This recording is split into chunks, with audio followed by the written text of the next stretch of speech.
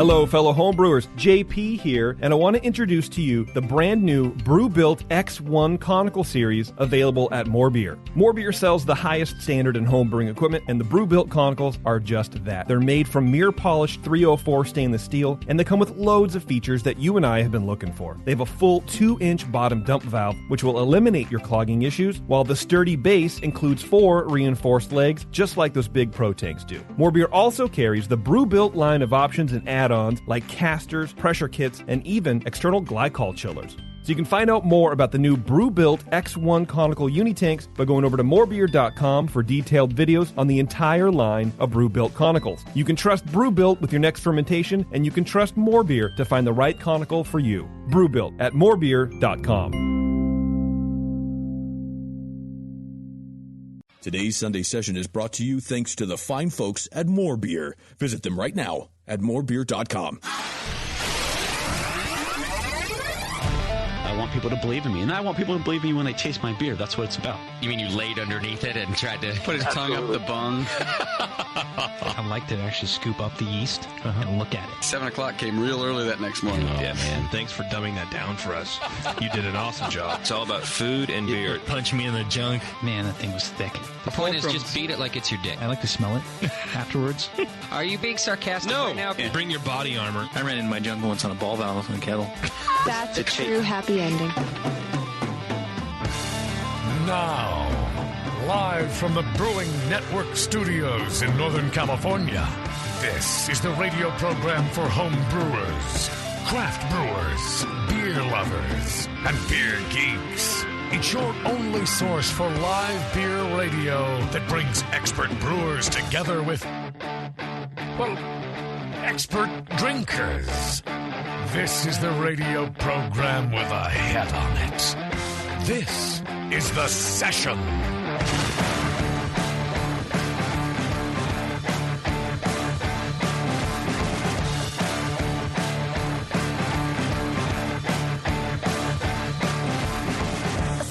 Welcome, everybody. It's The Session. Here we are, the mighty, mighty Session. And we have a great show for you, as always. I feel like I say that all the time, Tasty, but... we always do, Larry. Why not say it? Right. Yeah. I think so, too. Yeah. I feel like... I mean, they wouldn't be tuning in if we, if they couldn't accept our form of quality, you know? Right. Yeah, so, yeah. I believe that. I believe that very, very thoroughly. Yes. We have 4 generals on the show tonight. They're from Renton, Washington, or as some of us would say, Washington. Huh. We're going to be talking with Ross and Mary Hudspeth, I believe. That is how you pronounce their name. Why is my microphone so hot? I think it's fine. Sounds fine, right? Sounds fine to me, but I don't know. I don't know either. Maybe I'll just turn it down a little bit. I feel like everything in the studio is, every time I come in, it's just a little bit wonkier. Like, I'm turning it all the way down. I don't know if you can even hear. See, that sounds different. I don't know. Whatever, dude. I'll adjust it later. Hopefully everything's fine. Whatever. Every time, man. Every time there's something wrong. Okay, we don't have Warren in the studio because apparently he did some talk, which I don't know why he didn't mention this at all. Maybe he did and I didn't hear about it. That he was speaking, but that's not today, is it? No, it was over the weekend. But he has family back there, I think, or something, doesn't he? No, Candy does. But so he was back in the Midwest somewhere doing a talk for something. I don't even know. Yeah. And apparently he misplaced his phone, which will surprise nobody. Well, everybody, losing the phone, that's pretty common. Misplaced, yeah. Yeah. This means you lost it, you don't know where. Right, exactly. So he stayed an extra day to look for it. Oh, retrace the steps or whatever he had to do. Yeah, and so as a result, he's not getting into like 9:30 tonight. Oh. And he didn't find it. He ended up not finding it. Oh, that's too bad. But how do we sound? We started? Go ahead. Still fine. Yeah. Because I don't know, man. Everything's spiking real hard, but I guess we're just going to go through it and deal with it in post. I don't know. I'll ask the chat. Yeah, please do. Those Star Hour guys might have messed it up. Guest 169. See, because that's who I am.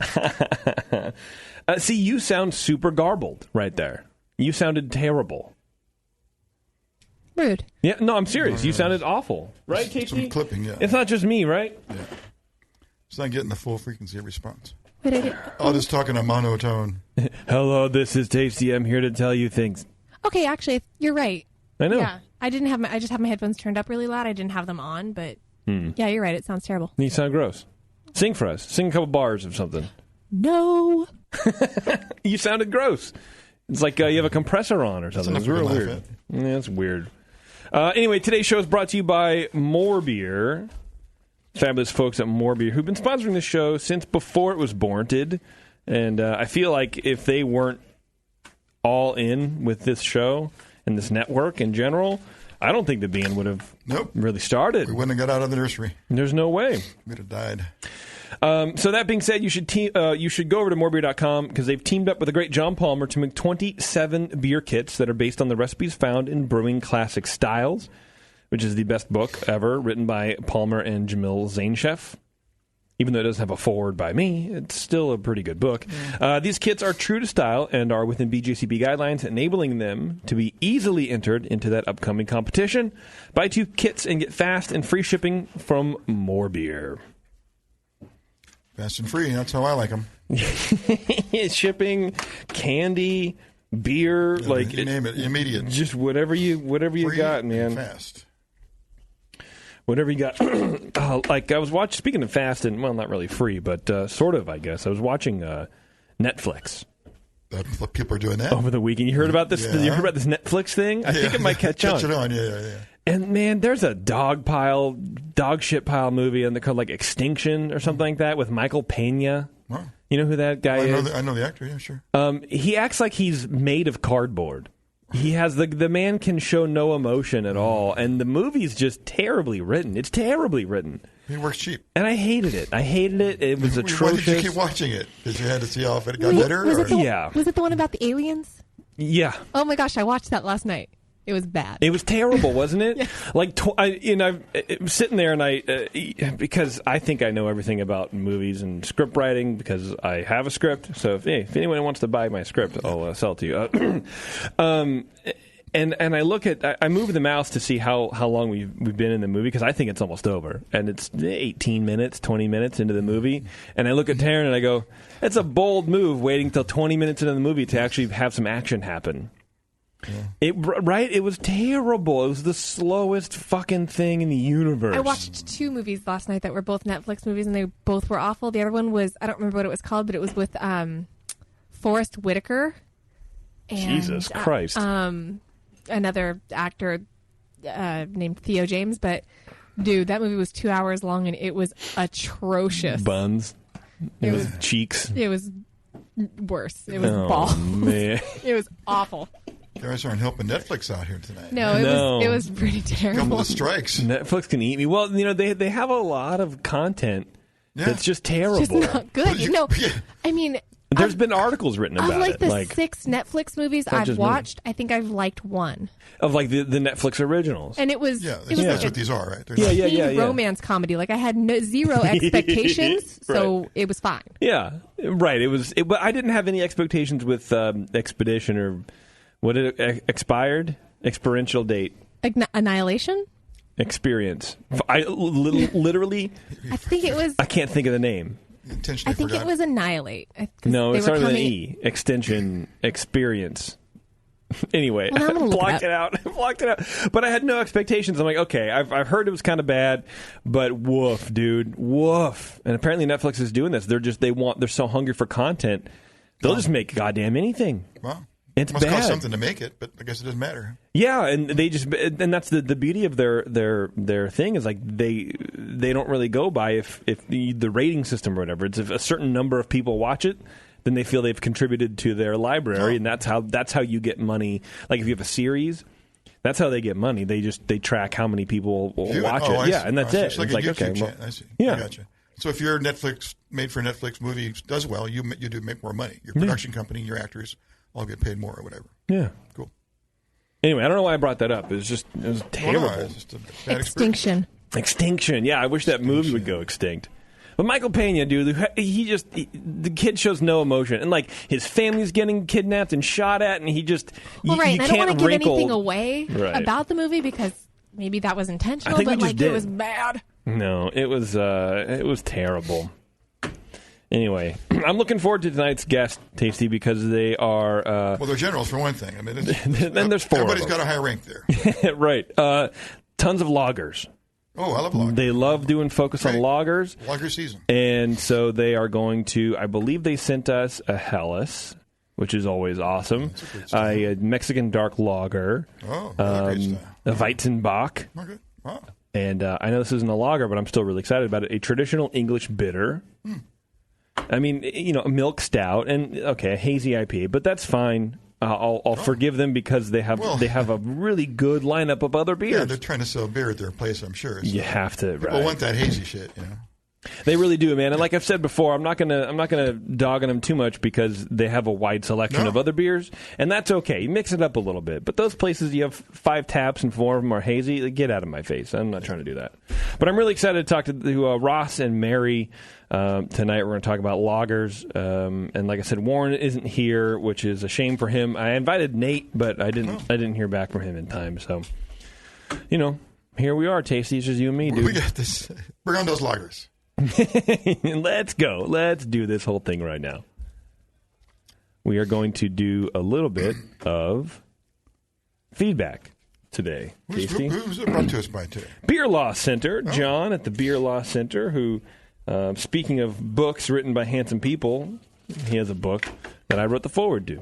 So you should go check that out, too. But John's a good dude. He protects your trademark, and he will also help you navigate all of the filing paperwork that is necessary to start up a fermentation-based business. And even though if you may not be in North Carolina, he can still at least give you some pointers and some guidelines. And he knows the federal really well, too. Exactly right. Okay, this is a blast from the past here, Tasty. This guy is called Brett, and he says, hey there, I was just searching for the funny maybe it's craft beer. The funny craft beer debate in Alabama, whatever that means. And I found our friend Alvin Holmes, remember from the Chivas Regal, is certified healthy. Yeah. That guy. He just retired, apparently. Alvin Holmes has. And Brett was nice enough to give us the link to the story. And apparently, Alvin Holmes has, quote, joy in his heart. Joy in my heart, I guess it's a quote. Following the election defeat. And got defeated. Yeah. He did not get reelected. He did not retire gracefully, I guess you should say. He got defeated in battle. Probably the mead lobby, I figured. Got him thrown out. Very powerful people. But I was reading a little bit about his career, and the guy's done a lot of good, a lot of cool stuff. Says he helped make Martin Luther King Jr.'s birthday a state holiday in 1984. This is Alabama, by the way. He worked for almost 2 decades to get the Confederate flag removed from the top of the state capitol, which came down in 1993. Throughout his career, he tried to ensure that African Americans had access to state government jobs, especially professional ones. He says, when I arrived, the only blacks they employed were janitors and maids. I feel good about the accomplishments I've made. I'm so happy that the people gave me a long time to serve. This article goes on to say, but it's a legacy with if it's a legacy with accomplishments, it's also one of some unusual episodes and an outspokenness that on some issues seem necessary and productive, and other times seems hyperbolic and led to strange moments. That's how we do it. Yeah, right. Holmes first ran for the Alabama House of Representatives in 1974. In his first race, Holmes told the advisor he opposed tax increases, wanted to make an effort to see more blacks working as employees in the state house, and more benefits to veterans. Fighting for fair racial representation runs through Holmes' career and was an issue on which he could show toughness and savvy, blah, blah, blah. This is pretty funny. In 1975, during his first full year in the body, Holmes brought a resolution to the floor of the House of Representatives that he got passed on a quick voice vote. Most representatives only later realized that they approved the document asking state departments to hire black employees. The advisor, this is the Montgomery Advisor, the paper this comes from, the advisor quoted one white legislator saying, quote, "Do you know what that little son of a bitch did?" after the vote. He goes, and Alan Holmes says, I think maybe they'll pay more attention next time. Blah, blah, blah, blah, blah, blah. Fight over Confederate flag in 1993. He said Governor Guy Hunt, who was opposed to removing the flag, says he called him one of the most notorious racists who ever served in the Senate. Not only a racist, but a stupid racist. And I think that's pretty funny. He later threatened to blow up a state package of incentives for Mercedes-Benz after a meeting with black lawmakers canceled. So fighting a lot for black rights, and that's really cool. Obviously, he said, but he said some weird shit. And it says, during a debate over a craft beer bill in 2008, Holmes started his time at the podium with, "What's wrong with the beer we got?" which became a brief internet sensation. And I can only think that they're talking about us. Yeah. I'm sure. I don't think who else would have. Who else would have given a shit? Yeah. Especially in 2008. What was the craft beer internet scene like in 2008? Yeah. There weren't many people like us doing what we're doing, right? Yeah. So I'm just going to go ahead and take credit for that. Yeah. I wonder if we have that song still. Do you think what the hell was it even called? It's in there because Scott plays it at the beginning of every episode of the Sour Hour. Oh, he does? Oh, then we can't play it. Oh, then I'm not going to play it. No. Basically, we don't want to go that low. Anything they do, I don't want to do. Including talking to you, Bev. Bev, what's your thought? Do me a favor. Do some homework. Do a book report on The Old Man in the Sea. And by the end of the show, I want on my desk, I want 1-page single space, please. That's like that they give you homework, right? Yeah, okay. This is from Dan Webster. He says, "Hey, team. New listener here since around November of last year, and I just wanted to give you a shout to say how much I enjoy the session. The banter and humor, with a U, is thoroughly entertaining, and I even learn a few things." He said a few things, but I auto-corrected for him, so it's fine. I'm his Siri. My best friend of 30-plus years and I are starting up our own craft brewery, so maybe someday we'll be on the show. We take possession of our property November 1st and have a lot of work ahead of us. We have a great relationship with one particular brewery called Moody Ales. It sounds like a brewery I would open, in a suburb of Vancouver, BC, called Port Moody. There's a rad scene there with 4 breweries in a row. Only about a 10-minute walk between the furthest 2 points. Whoa, that's a good place to be. That is, they have to have some crazy, street festivals. Yeah, you could block off the whole street. Right, yeah. Can you imagine the bachelor parties that just must roll through there? Oh, my God. That's great. But it's Canada, so I feel like everyone would be really polite. Canada, and fine. Yeah. Apologizing all the time. Might be cool to get one or all 4 of them on the show in the future. Definitely not all 4. That would probably be annoying. But check out the bcaletrail.ca website. Oh. Blah, blah, blah. Keep up the good work, guys. And, Dan. Oh, hey, here you go. He says, give Container Brewing a follow on Instagram if you want to keep up with us as we build out. Container Brewing.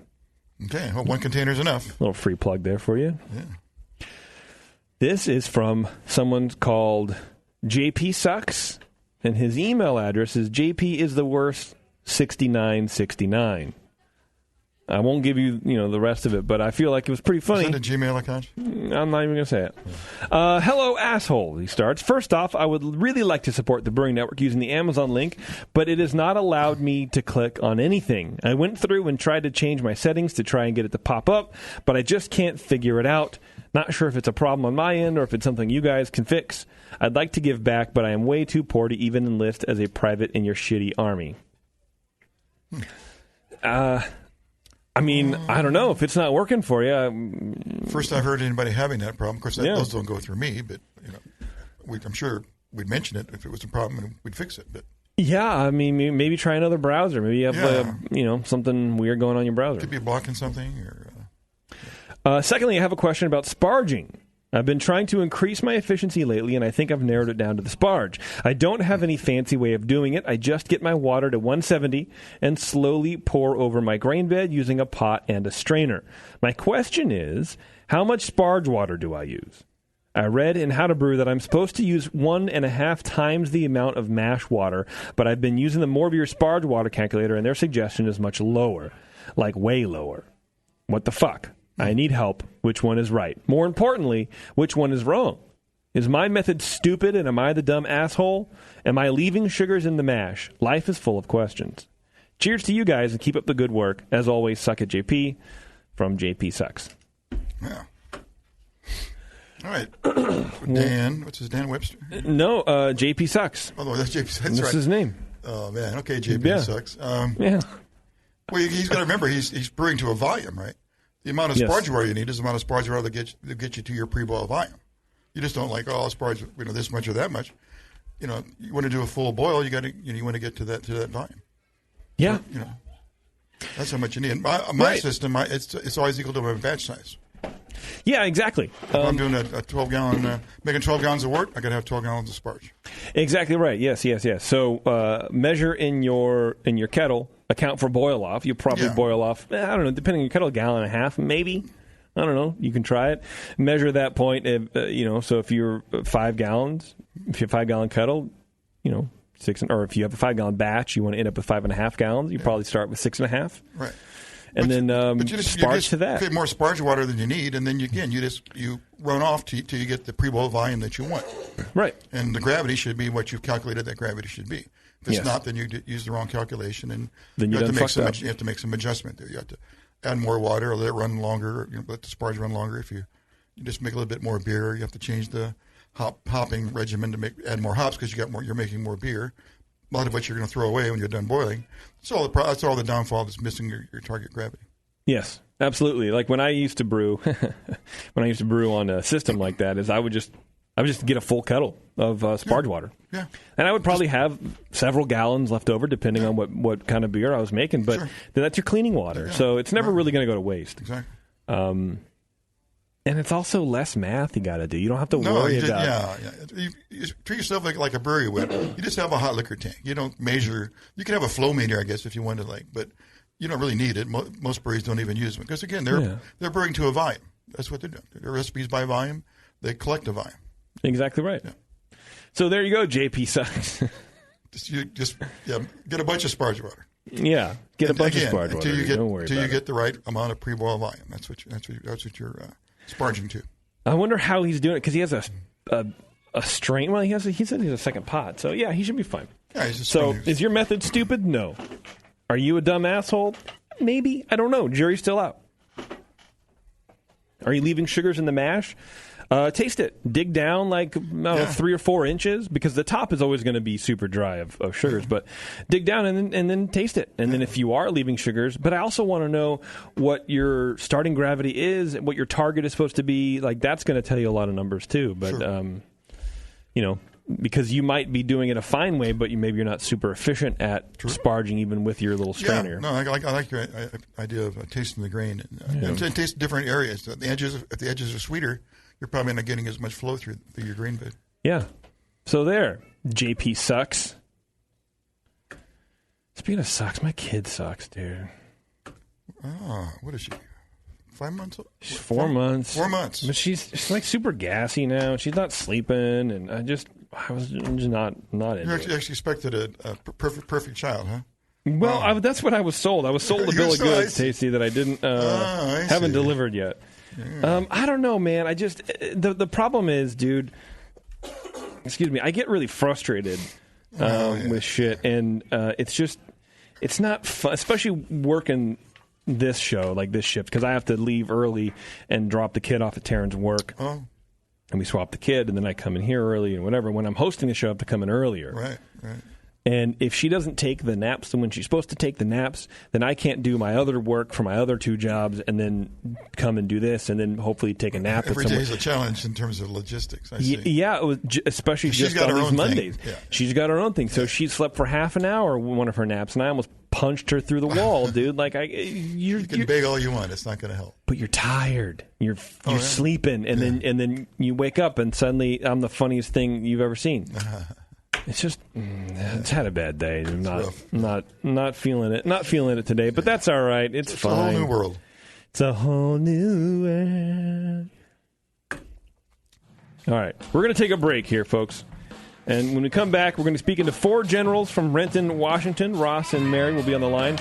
We're going to be tasting some lagers, talking about lagers. It's going to be a good time. So stay tuned. We'll be right back. You're listening to the Brewcasters on the Brewing Network.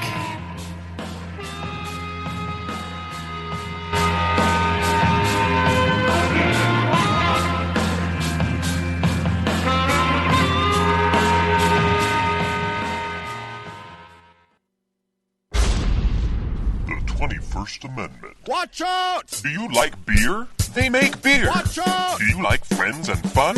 They make friends and fun. Watch out! Do you still like to have a good time? The 21st Amendment. Watch out! The 21st Amendment in San Francisco, located at 563 2nd Street, 2 blocks from the building where baseball is seen and played. Try their beers in the pub or try them in the can, featuring Monk's Blood. Made with real monk. Watch out!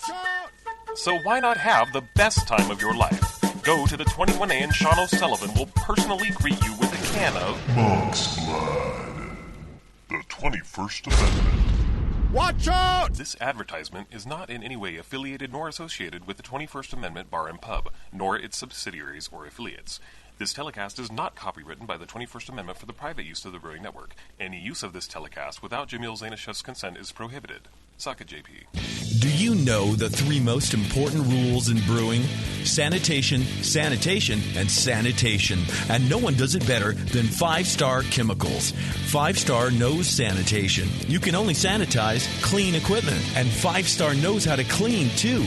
For craft brewers and home brewers, 5-Star has what you need to keep your fermenters, serving tanks, kegs, and draft lines sparkling and free of any beer-spoiling bacteria. PBW, caustic, acid cleaners, Star Sand, SaniClean, lubricants and defoamers, pH stabilizers, and more. 5-Star Chemicals has cleaning supplies, safety supplies, heat exchangers, pumps, hoses, and valves. And 5-Star is proud to offer eco-friendly products that exceed customer expectations. If you have a cleaning problem, you need the 5-Star solution. Visit 5starchemicals.com or call 800-782-7019. 800-782-7019 and get the 5-Star treatment today.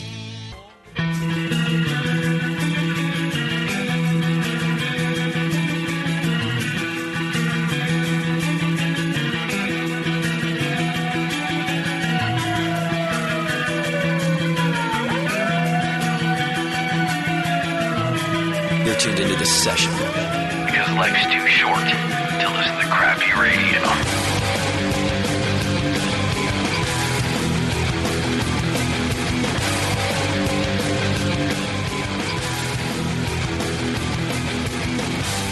All right, thanks for hanging on, everybody. Before we get to our guests, I do want to tell you guys about Grog Tags. They are your one-stop homebrew customization shop. They have it all from reusable beer and wine labels to durable metal signs, high-quality coasters, and everything on the site is customizable. So get creative over on grogtag.com with one of our hundreds of templates, and we'll print on high-quality materials and ship it out to you. It's easy. Check out grogtag.com today and use code BNARMY to save 10% on your next order. That's grogtag.com, code BNARMY to save 10%. And obviously when I say, you know, we and us and ours, it's not the Brewing Network. Right. It's the folks at GrogTag. Mm-hmm. All right, we should have Ross and Mary on the line. Are you guys there? Hello. I think we don't have them on the line, Bev. There's silence. Would you mind giving them a call and tracking that down, please? Thank you. And it says, like, the Skype account is Mike, but we're not talking to a Mike, right? Just Ross and Mary. Okay, that's cool. Oh, we got an incoming call. Let's see if we got that. Brewing Network, hello. Hello. Hey, how you guys doing? Fantastic. Yourself? Oh, not too bad, not too bad. It's good to see you guys. We don't have a camera on, but if you wouldn't mind, if you kill your video, then I think we'll ensure a better connection on the voice. Is that cool? Does that work? Perfect. Beautiful. I love it. All right. Whew. We got you. I'm excited, man. How you guys doing? I appreciate you taking time out of your lives and your day, which I'm sure is very busy running a brewery, to come and talk with us. Thank you very much. Just a little bit. Well, we're doing pretty good. It's hot as hot up here. Yeah. What temperature is it up there? It's in the 90s. Oh, geez. You're having California weather. Yeah, and we have no air conditioning, so yeah, It's fine. Well, we got air conditioning here in the brewery, but it's not great. So It did look like in that video that you were standing next to a fan. Are you guys like in the walk-in and trying to cool down? Right in front of it. Right in front of it. Wishing we were in the walk-in. Oh man, maybe you got to inventory hops, everybody. We'll be back in 4 hours. It'll be fine. Yep. Yeah, I used to work for a homebrew shop for More Beer, and that was the best job during inventory because we would do inventory in the summer. And it's like, I'm going to count hops, I'm going to put yeast away, and you're there for an hour. And you're like, oh, this feels good. This is good time. I'm going to count kegs. It's awesome. Yeah, exactly. I'm going to count. Mary, we have 4 kegs, and you know that. I know, but I need to make sure that they're. But still, I have to make sure it's the right keg. Perfect. So let me get a couple things out of the way. Four Generals is the name of the brewery. How long have you guys been operating? How long have you guys been making beers? We've been open for just over 2 years, 2 years and a couple days. We've been a company since 2013, but as I'm sure you guys know, it takes a long time to get something like this off the ground. Right. So we signed our lease in September 2015, and then we were hoping to be open in 2015, and we're like, yeah, where's this going to happen? And it turns out July 22nd, 2016 is when we actually opened the doors to the public. Oh, so about 3 years, 2.5, 3 years? Just over 2. Just over 2. Just over 2 open to the public. Yeah. Okay, all right. That's not terrible. I mean, I've heard a lot worse. So I think you might be lucky at that.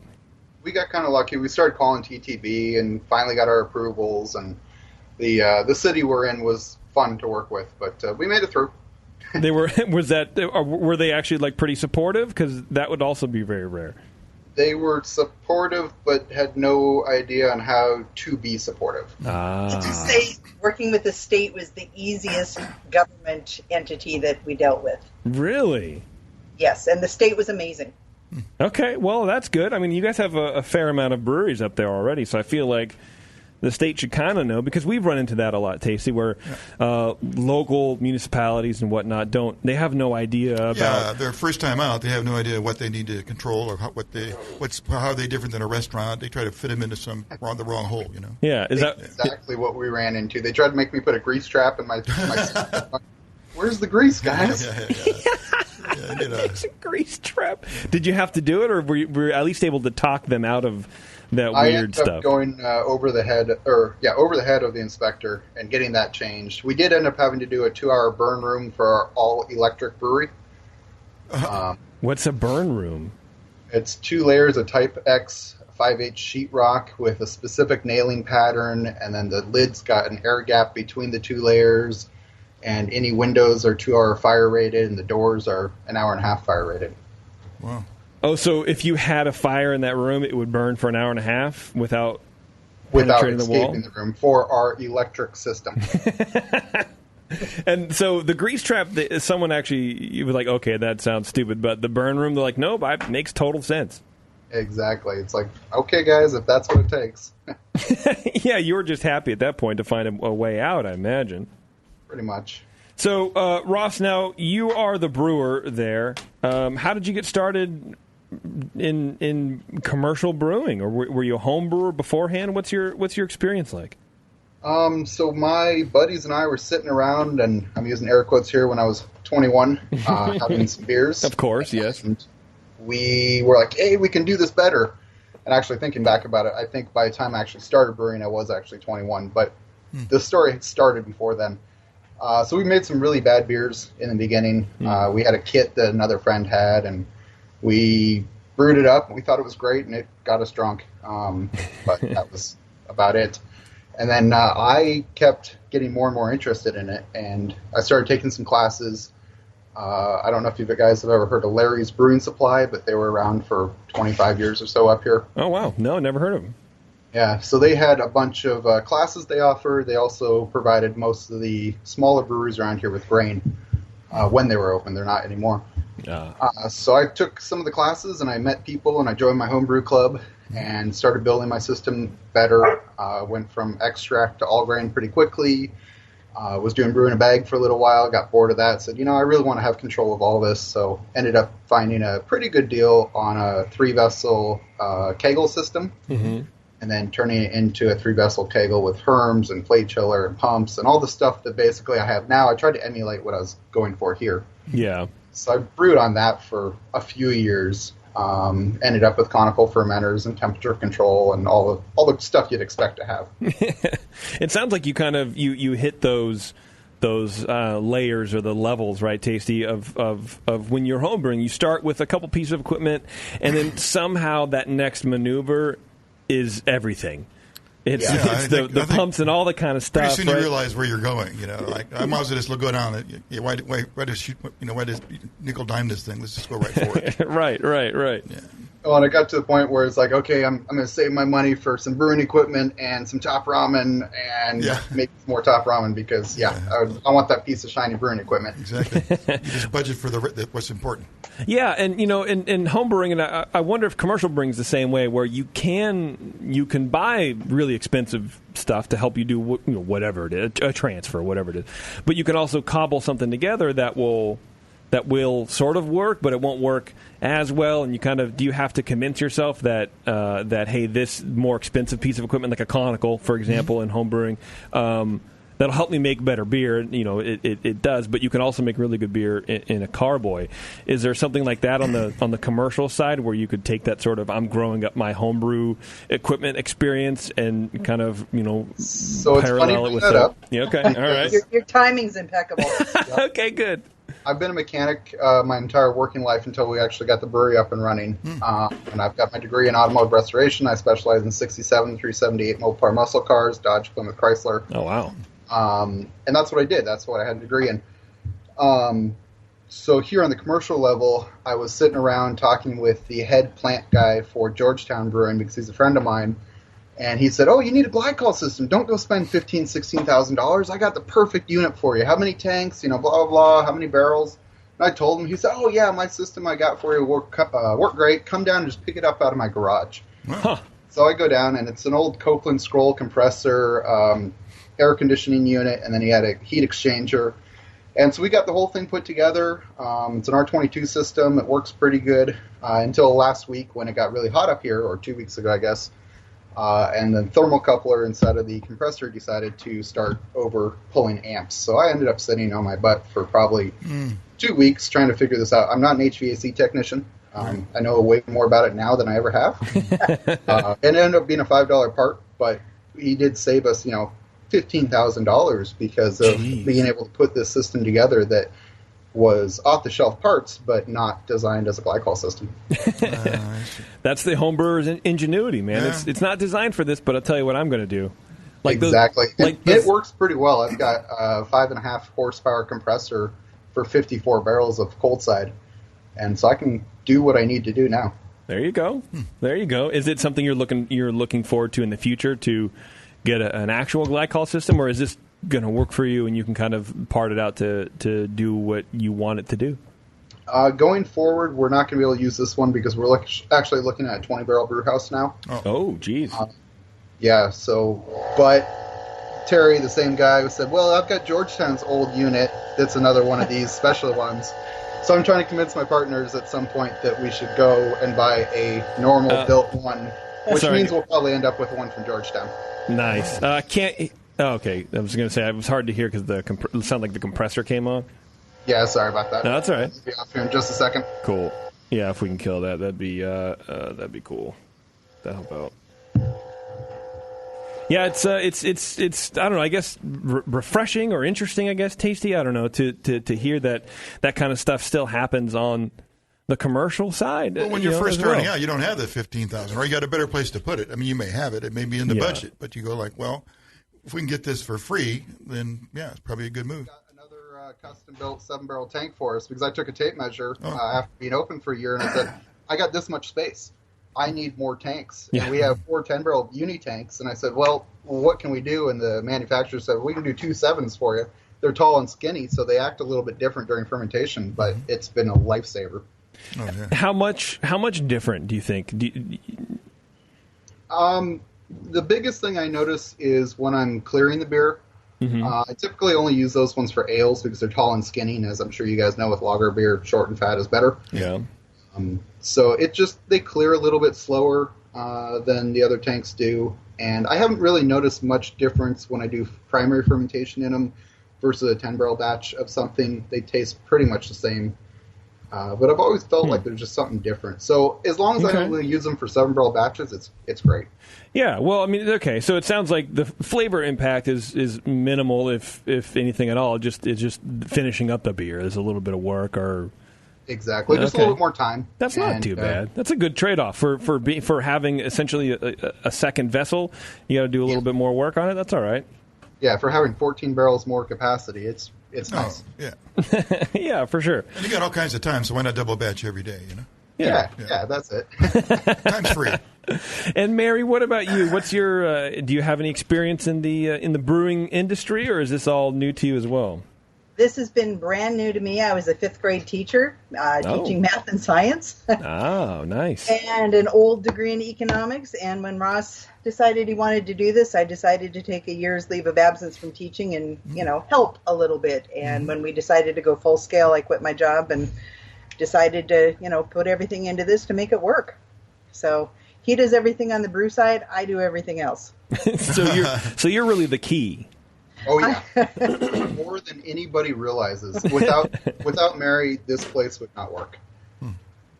I bet. You can make the beer, but if you can't buy the stuff to make the beer or keep the lights on, or if you're not paying your taxes or your bills, you're going to be in trouble. Oh yeah, and that's been a good learning curve. Trying to, not that I haven't paid them, but just all of the taxes involved. Last count, I think there was like 12 or 13 different taxes I have to pay. Ooh. Yeah. Somebody's got to do it. And you got to be on top of it. And it's 80% business, and you're the 80%, it sounds like. Exactly. And then, fun things like Washington State, that here in this state, for our type of business, even though we have a tap room, and probably, 75% of our beer is sold through the tap room at this point? Wow. We have no food. I have pretzels I buy at Costco that I pour into little trays, and I have prepackaged chips, and that's it. We all have to have our food handlers permits, but we don't have to have our mandatory alcohol servers training permits. Man. Makes a lot of sense. Which you do anyway, I assume. Not everybody that works here does. Really? Yeah, I've made them all go through the training, but not pay to get the card. Oh, well, I'm just long as they know the training. That's all I'd be concerned about. Yeah. Well, the card doesn't mean much. It's just, just know that they know. Someone got $15-20, and there you go. Yeah. That seems... God, that's weird, but I guess like we were saying a little bit ago, they're treating you like a restaurant, and that's all they know. Yeah, and that's been really specific for Renton. I have a really good friend who owns Flying Lion Brewing in Seattle, and they are the same size as us and the same system almost, and they were about $80,000 to $100,000 less to open, just because Seattle understands what needs to happen, whereas Renton did not. Are you the first brewery in town? Yes. Well, technically we were not the first one, because there was a home brewery, garage-based one on a 20-gallon system, but they've shut down since we've opened. And there was a brewery that was here about 14 years ago that shut down about 10 years ago. Yeah. Okay. All right. So pretty much you're the first modern... Yeah, if I could say that, if that's a thing, modern brewery. I mean, I don't know. Everything's kind of reused there anyway. Go. Yeah, it's So is there a plan to educate the city council or to get more brewers into the town or to kind of help anybody else so they don't have to blaze a trail like you guys did? I did just hear of another brewery that's looking to come into the town. I'm not really sure with the space they have, because I don't know about in California, but in Washington, everything I understand, you can't open a brewery below residential. You can below commercial. We are actually below another commercial establishment, but the space that I saw the signs up on yesterday, this is the first I heard of it, was below residential. So I don't know if it's a guy going to brew out of a different location, just have his tap room there. But we welcome it. If we can get more good beer, that's the other thing. They have to be good. If we get more good beer here, that just means more people are going to come here and enjoy great beer. Yeah, exactly. When you say below residential, you mean it's like a 2-story and the brewery would be at the first and then the house or the apartment would be on the second? Yeah, except this is like a 5-6 story apartment building. But yeah. That seems kind of cool. I'm going to be honest.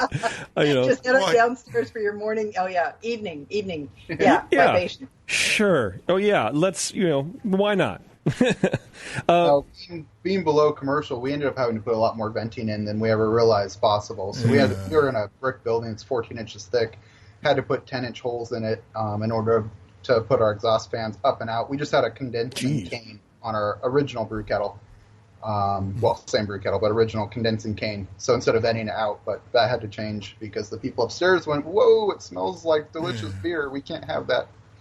Well, it was annoying. You were getting complaints. Yeah. Wow. Well, hey, man, not everyone likes the smell, I guess, but I don't know why. I never understood that. Like, my mom would, she never really dug it. I was like, what? How do you not like it? It smells great. If you know beer and you've been around this smell of mashing grain, you equate the two together and then you make the connection.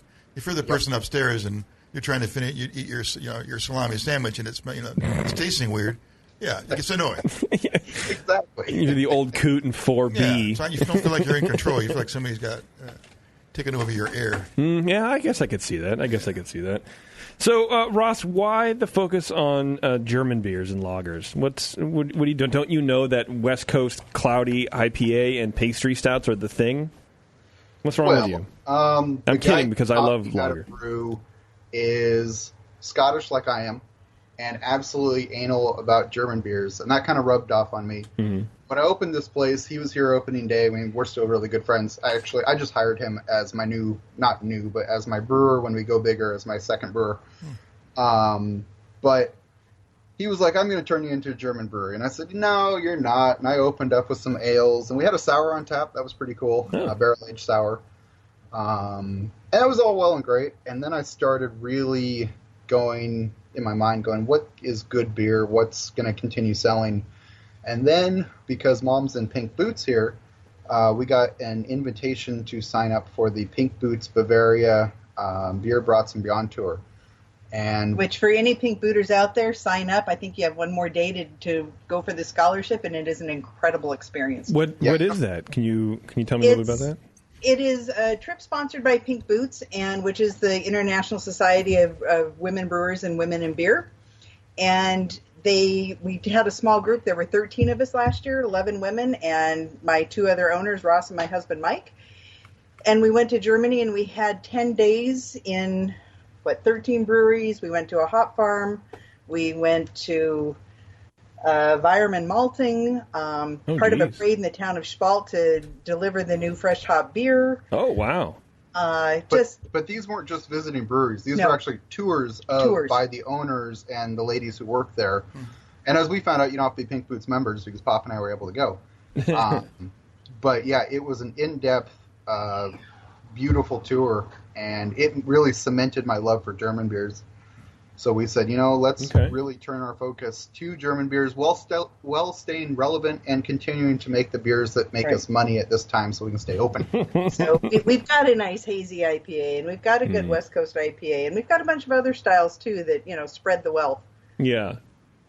Yeah, I mean, I was kidding because I love German lagers. I love lagers in general, German or otherwise, I suppose. And I wish just everyone made them, but I understand that you do have to make money, and it's been a lesson for me to learn. It's been a hard lesson because, if I had my way, I would have all the beers that I like to drink, and then everyone would be out of business, and then we'd all just be back to drinking Coors Banquet, which is a fine beer. And we can turn a batch of the hazy in 8 days, whereas the lager is 2 to 3 months. Yeah. Really? Does that depress you at all as lovers of German beers? Anticipation, and then the trying it throughout the process. I'm getting more and more excited about it, and yeah. It would bum me out. Depressing. Yeah, it would bum me out, honestly, a little bit that people don't. Do you have any sort of, action plan or education to educate the people about lagers and about the lagers that you brew, or is it kind of like, well, look, everyone knows what a lager is, and they're going to go for this, and maybe we'll get them on the Helles every now and then, but for the most part, it's a beer that you like making, and other people buy it, and if they don't, they don't. So we actually just opened Mondays for the summertime, and Mark, who I don't know who met Mark, but Mark's the guy who introduced all of us and got this to happen. He is working Monday nights in a tap room for us, and he's going to start doing a beer education Monday night thing. So his idea will be we're going to get some of those sampling off-flavor sample kits. Oh, yeah. We'll do a flight with, say the Helles, and then we'll dose it with DMS and diacetyl and all those. And it really just start to help educate people on that. That's great.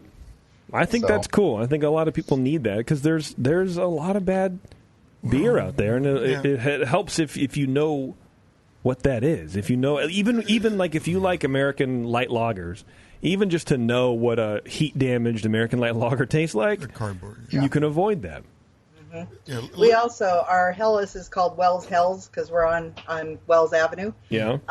And for a long time, we just had the name up on the board, the Wells Helles. And about 2 weeks ago, we decided, okay, we need to change this. We need to put descriptions up.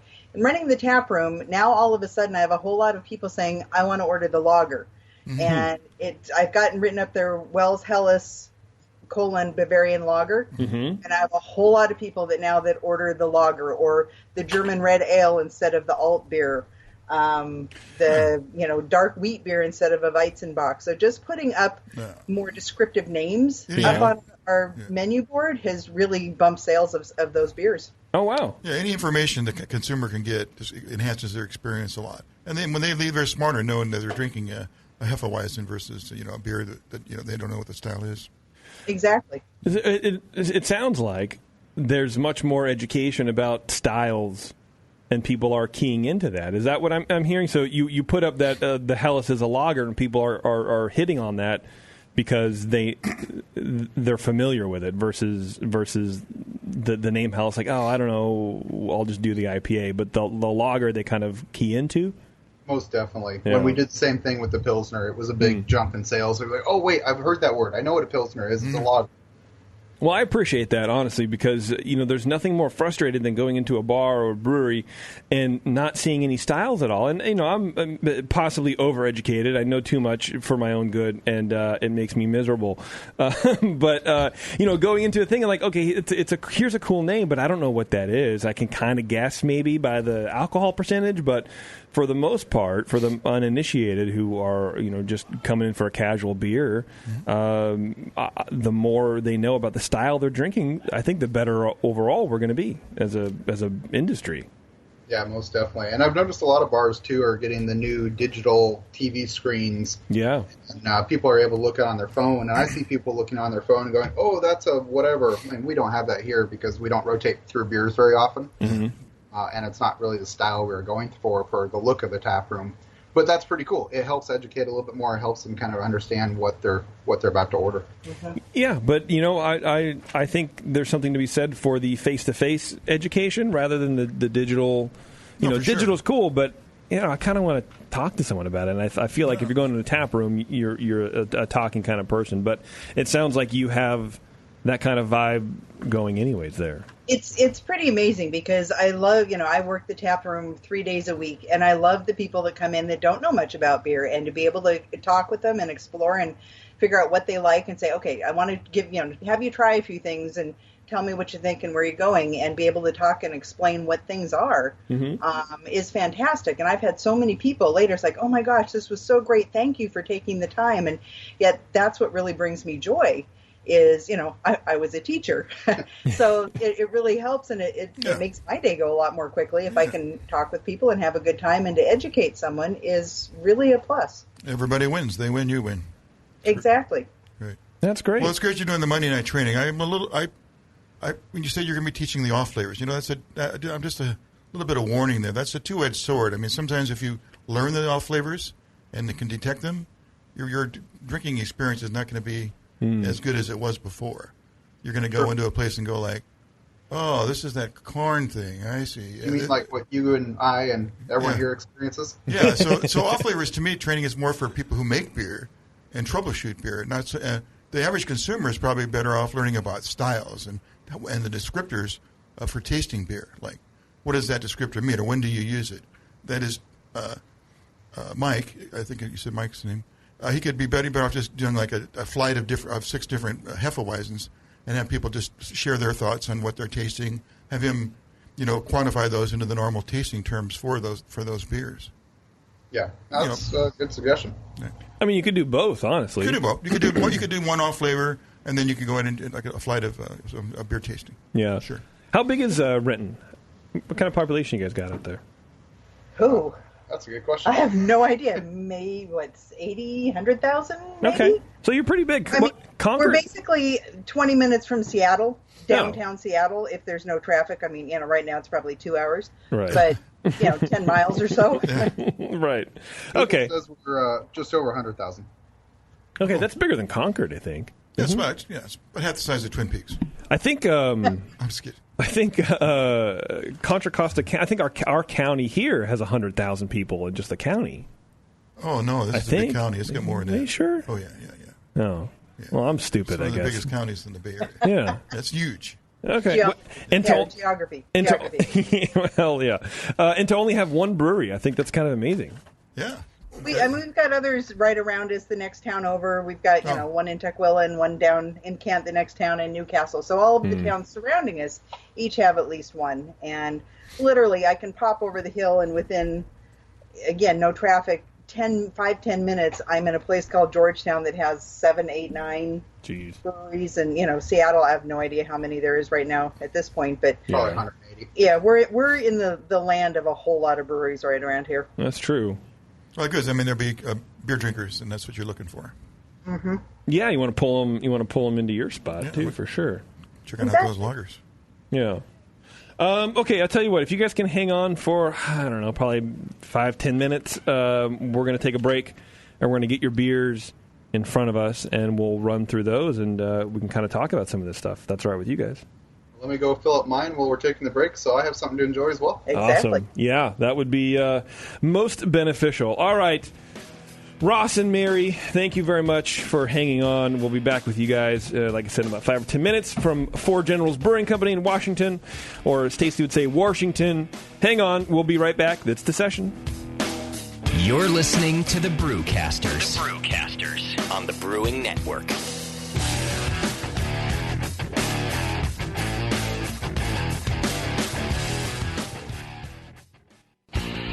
Your support of the Brewing Network means everything to us. We couldn't produce shows without you.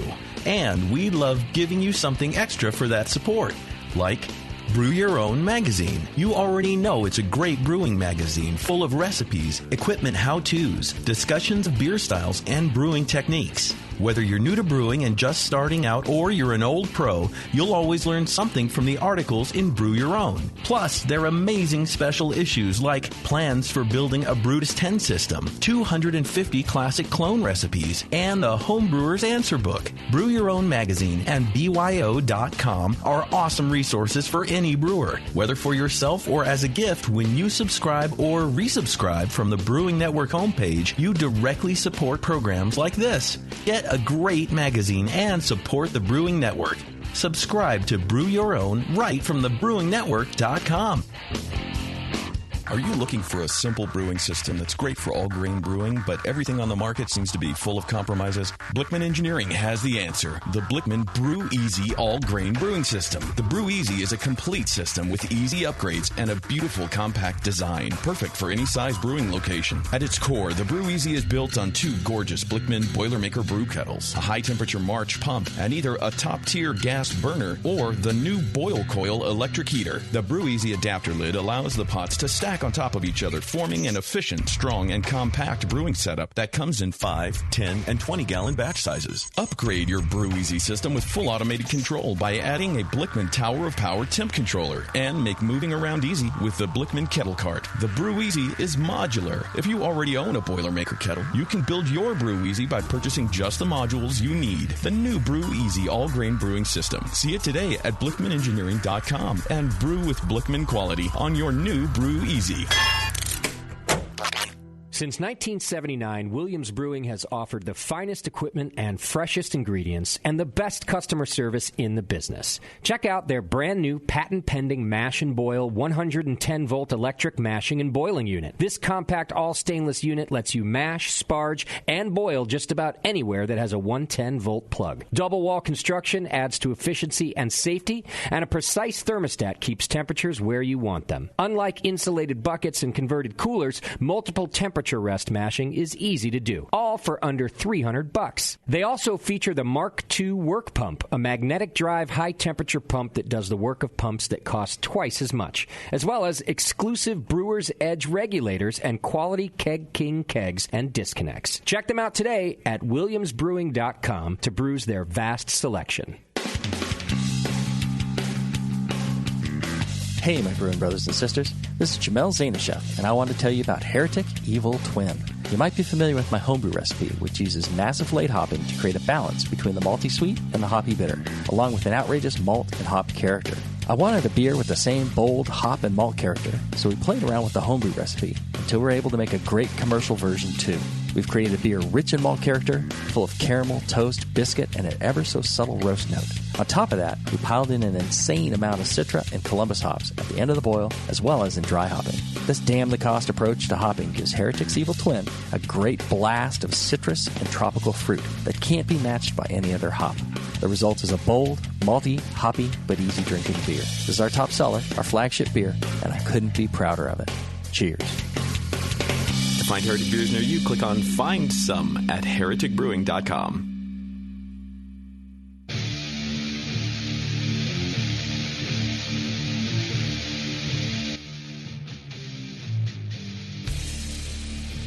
This is Corey King from Side Project Brewing, and you're listening to The Session on the Brewing Network. Thanks for hanging out, everybody. Before we get to our guests and our beer, we have a couple glasses of beer here poured right in front of us. I do want to tell you guys about Branding Brews. You sweat and toil over creating exceptional beer. The Craft Brew Creative will assure that your branding reflects that outstanding craft. They take the temperature. I knew every fucking show I stumble on one live read. I don't know why I do it, but I guess I'm unprofessional. They take the time to understand your vision through a straightforward and results-driven process. The result is something that's tangible that will make you proud of your brewery brand and feel confident in your market. Logo design, branding strategy, websites, labels, and tap handles are just a few services Craft Brew Creative excels in. Because of Craft Brew Creative's great relationship with the Brewing Network, they offer 15% off of your first design or branding project, good for up to a $300 savings. So go to craftbrewcreative.com for details. Mention the Brewing Network. Save 15% of your first design. Sounds great. God, I need elocution lessons or something like that, dude. I don't know what the hell's going on. I'm tired. I'm just tired all the time. It's talking to yourself all day. Yeah, I guess, man. Ross, Mary, you guys still there? We're here. All right, awesome. Do you guys have any kids? Y'all parents? Well, Ross. Ross, you have kids? My kid. I have another daughter. Oh, man. Why? How many? Puppy dog. So. Yeah, kids are a pain in the ass, man. I don't know why people keep doing it. Yeah, they certainly are. Pretty soon you end up with a brewery. Yeah, right. Okay, so we have a couple beers in front of us now. We have the Helles and the Mexican Lager, and then I feel like at that point you guys can just guide us through the rest of the tasting. Thank you very much. You sent a lot of beers. What did you send? 6 beers, I think, or something? And Mark's idea is like, we got to send 6. We got to do 6. I'm like, sure, let's do it. Well, and I appreciate the wide portfolio, I suppose you sent. I went over in the beginning, but there's a Helles Mexican Dark Lager, Weizenbock, English Bitter, which I'm really excited for, a Milk Stout, and then a hazy IPA. So we don't often get that much diversity on the show, right, Tasty? Well, that's what they're obviously they're shooting for there at the tap room is to give people come in, they'll choose amongst a good selection of the different styles. God, and I love that too. I mean, well, you're a small brewery, you can do that. If they were like, when they go to 20 barrels, they're going to have to make maybe wouldn't have the option of making a lot. Might have to go less variety because of the big batch size. Yeah, I do want to get to that at some point, the expansion and what you guys are planning to do. But take us through this Helles, please. So the Helles is a representation of what I enjoyed in Germany on our trip. I came back, and I looked at my buddy Nick, who's the guy who taught me how to brew, and I said, Nick, we have to make a proper Helles. Yeah. It's 100% German ingredients. We use best malts.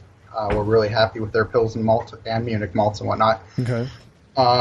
It's all German-grown hops, and we use hops that I didn't really know much about before I went on my trip, but are very modern, Hercules and Middle Fruit, I believe. Okay. But we just want a really nice representation of what a Helles was, and we think we've got that there.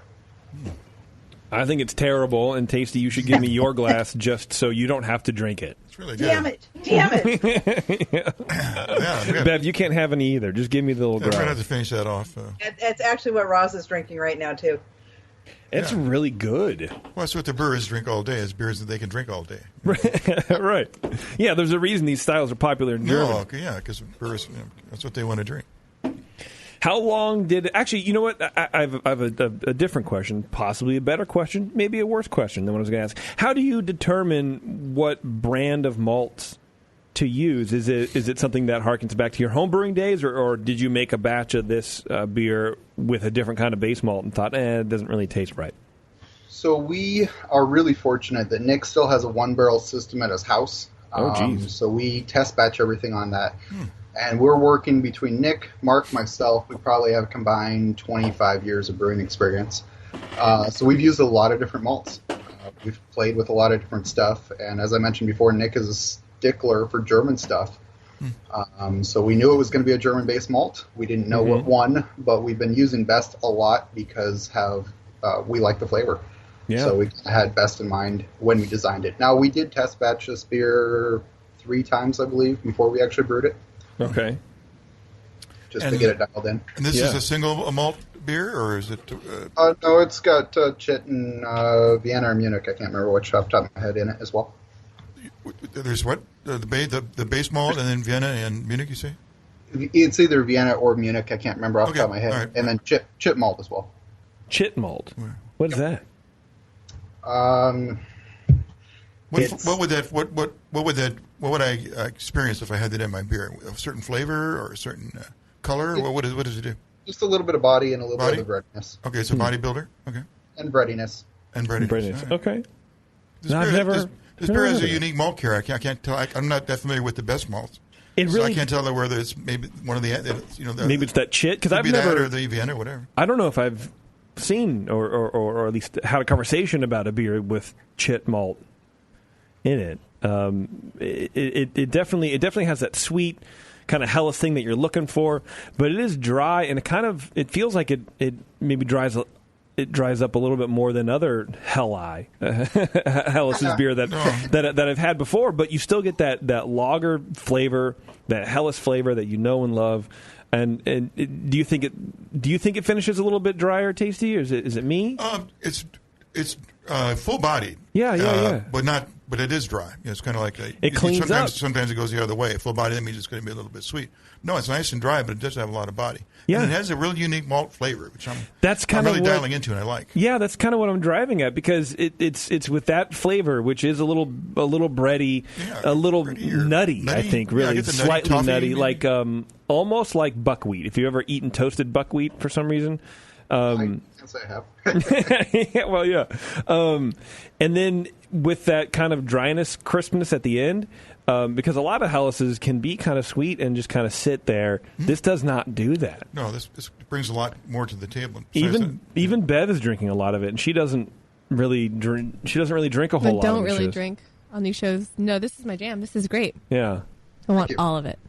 So you can think of the Chit also like Carapil, Carafoam kind of from Environment. It's the best malt version. I see. So we also try to dry our beers out to 10-10 typically if you're using specific gravity, just to help along with that. It's easy drinking, that's for damn sure. Yeah, it's really nice. And what are the unique hops in this? You said you're using only German noble hops or whatever? Only German-grown Hercules and Howard Tower Blanc. I think it's middle fruit. Middle fruit. This one. The middle fruit. See, Mary's right there, Ross. Watch out. That's what she buys. That's what you use. Got to sign the check every time I purchase German hops. She's like, now, Ross, I won't sign this check until you pronounce it. Tell me what you're buying. Well, good luck with that. Yeah, this is a delicious beer. What do you think? I don't want to... What am I trying to say, TC? I don't want to say, like, hey, what are the sales on this beer? I don't want to be like, I don't want to be that. But how often are people buying it? It's flown out the door, and we're down to less than a barrel left. Okay. It's we tapped it in June. Yeah. So for a lager beer, Our Pilsner sells pretty well, but this has outsold the Pilsner probably 5-1. It does not sell like the IPAs, which that hazy IPA you guys have is our number one selling beer every day, day in, day out. And then sometimes West Coast IPA overtakes it. But the Helles is in the top 5. It's really good. It's delicious. How many beers do you have on at any given time? About 12. We've got about 12. 18 taps, and 2 of them are always cider that we get from a local cidery. And 2 are we make sparkling water. Oh, man. Yeah. See, that's what we need have a here. reverse osmosis water filter. Yeah. So we just take the RO water and throw the CO2 on it, and 2 or 3 days we've got amazing sparkling water. I love it. Yeah, I want to come live there. Come on up, Beth. I love cider, and God, I love sparkling water too, and I fucking love this beer. I know. We actually have people that come in and get growlers of the water. Really? No, I would I would be that person. I would absolutely do that. And Bev, I take it home all the time. I would too, man. Yeah, that's a good beer. Yeah, that's that nuttiness, man. In the end, that's delicious. You guys did a good one on that one. Let's hit this Mexican lager real fast, which is called. What is it called? I can't find my notes. Rentoncito. All right. What's the deal with the Mexican lager? So that one, we were really excited with the German brewing traditions when they came to Mexico back in the day, and they brought their Vienna lagers with them. So we said, what can we do as an homage to that? So we went ahead and piloted up in a completely best malt recipe of Vienna lager, and then we called up our local Skagit Valley Malting, which is just north of us by about, hour. Okay. And we said, hey, guys, we really want to start using your product because you're local. It's all Washington. What can we do in the lines of what the Germans did when they went to Mexico and making that beer? And so we teamed up with them. We got their malt, their Copeland Pilsen malt and their Copeland Vienna malt. And then we also, because traditionally Mexican lagers have adjuncts in them, we called up our friends at Cascade Beer Candy and got some of their candy beer syrup, which is a rice base. No, it's a candy cane, candy stock based syrup. And we made the Mexican lager with that with the White Labs Mexican lager yeast. All right, let's take a sip of this, Tasty. I'm a sucker for a Mexican lager. Sucker for him. And you guys are on the forefront because we aren't tapping it until Wednesday here in the tap room. Yeah, so your guys is probably not 100% clear. It's gotten clear in the tank by now. But, it's pretty good. I think it's pretty clear, man. Yeah, I wouldn't say something. Yeah, it looks good. So we got a scoop, Tasty. Yeah, we're good. We're only ones. This is the first time. Let's just check it on tap right now. That'll be number one. Love it. This is a good beer. That's another really solid. Yeah, it's really good. Well built, well made, clean. Yeah, and this one finishes about 10-10 also, Ross. Yes. Yeah, most of our beers do, except for the Milk Stout, which is a 10-30 to leave a bunch of that sweetness in there. Yeah. It's a big beer. And there's that dryness, just kind of cleaning everything up because it has some sweetness to the beer, but it doesn't linger. I mean, a little bit, maybe the kind of darker flavors a tad, but that's kind of what you want, I think, in a beer like this. Exactly. So, how do these Copeland malts compare to the best? They are a unique flavor. I read an article today in a magazine. They're talking about brewers are just discovering the different flavors of different malts from different places. I'm going, what? Okay, if that's the hops was the only tool you had, that'd be horrible. Exactly.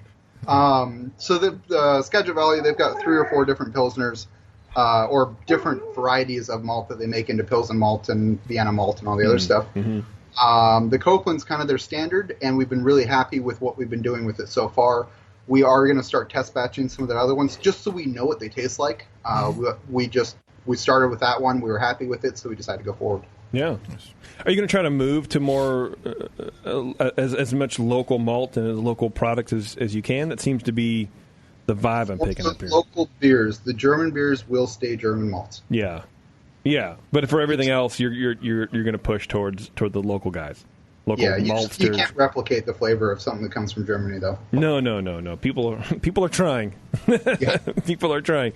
But that's that's great, and I think for regional breweries and maltsters, I think that's a good combination. I wonder if you will see more little family maltsters start popping up to feed the kind of smaller neighborhood breweries in their state or their region or whatever? That would be so cool. When we were in Germany, I would ask the brewers sometimes, I go, where do you get your malt? Do you get it from Environment? Do you get it from Best? And they're like, what? No, we get it from Hans down the road who his malt house has been doing it for 100 years. Wow. Can Hans make money at that? I mean, how at some point is that sustainable, or I don't even know. Well, not for two, because they sell their pints over there for a lot cheaper than we do. So it's like I don't get it, but they've got 1,200 breweries, I believe. I think. Wow. Yeah, it must work out. I don't know the economics or what Hans needs to live on or whatever. It must work out. Otherwise, he couldn't do it for 100 years if he's losing money for 99 of those. Yep. Well, on the other hand, his beer's cheap, so there you go. Well, that's true. People will just buy a ton of it then. Uh-huh. Yeah, that's a good Mexican lager. I like that. And those kind of darker raisiny notes, almost like raisiny plum. Yeah. That's the Carafa 3. I've noticed gives it that nice plum flavor. Okay. Our Schwartz beer, which we didn't send any down because we're still piloting, has got quite a few of those plum notes to it, and it just plays really nicely with the lightness of the dark lager.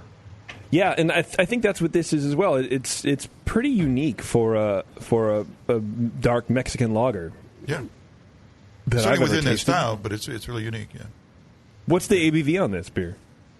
I believe that one clocks in at 6%, but I'd have to check my notes. Wow. I would be shocked at that. That does not drink like a 6%. No sign of that alcohol at all. That's why I like to balance things. Even our 7.4 West Coast IPA, people are like, oh, that's a 5%. I'm like, well, drink 3 of them and tell me it's a 5%. Yeah, for sure. So you use the Hallertau hops on this as well, or do you... Yeah, that one's got the Blanc in it instead of the Middle Fru, which is why I always get them mixed up, because we use we use all 3 of the Blancs. Or the Hallertaus. Yeah, so, and then it also uses Hercules to bitter. Okay. I see. That's your we use Magnum in a lot of stuff, but that Hercules, after the Germany trip, I was like, that's really cool. I like it. I like the little bit more fruitiness it has versus the Magnum. Oh, wow. It carries over all the way through, huh? Wow. Mm-hmm. How often are you pilot batching recipes? Are you finding you have to do that for a little bit longer than, say, maybe on a different system or with different ingredients? Because it seems like you're using some, at least in these 2 beers, kind of some unique ingredients that for me it would take me a few times, probably more than a few times, to make these recipes, to dial them in so they taste like the style, they taste like what I want, but still kind of reflecting the unique ingredient. So the really cool thing about Nick is his system is exactly 1/3 of the size of mine. It's made by the same manufacturer. It has the same characteristics. So when he and I get together, we will start the process off. I'll go, hey, Nick, I want to do this. Or he'll be like, hey, Ross, I want to do this. Or even Mark, too, because he helps us with development. 2 of those beers are ones that Mark did that you guys have today. So we'll get together, and we'll kind of talk about it. We'll all go do our research, and then we'll all put recipes together. And then we email it to each other, and we all kind of look at it. We edit it. We make changes. And we usually end up brewing 2 to 3 batches on Nick's system typically. And then we go, okay, we like this, we like that, boom, boom, boom. On the Hellas, we did 2 batches, and then we kind of merged the 2 together to make the final production version.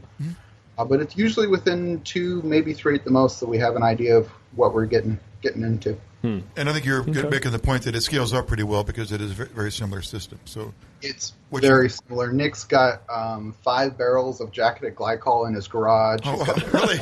Jeez. A little off the chart there. The commercial breweries around here. I see.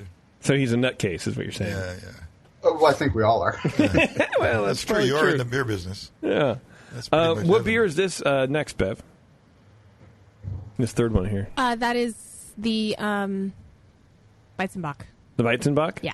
Okay. So the Weizenbach we brewed in collaboration with Flying Lion. It was actually brewed on their system, but Flying Lion really helped us out a lot when we were getting started. They started, a year and a half before we did? About a year and a half before us. And they sat down and they took time to talk to us, and Griffin and Nick and Adam are wonderful people. And we said, we really want to do a collaboration with you guys. And they said, okay, well, here's 5 different beers we've been thinking about. I said, well, we're a German brewery. Let's do a German beer. They said, okay, well, they sent me a recipe, and it had all, Great Western ingredients. And I sent them a recipe that was all German ingredients. We sat down and had a few beers, and we said, okay, if we're going to do a German beer, let's do German ingredients. So we brewed it over at their place. I brought the yeast over. I'd used the yeast from the Hefeweizen. Brought it over, and we had a great day hanging out, just having a blast together. We brewed some great beer, and then we ended up taking a bronze medal in Washington State Beer Awards for collaborations. Oh, there's a category. That's cool. Wow. That's pretty awesome. It's a new category this year. It was still judged as a Weizenbach, though. Sure. And then they went ahead and did it as that. Well, the aroma on this is amazing. Yeah, it's really nice.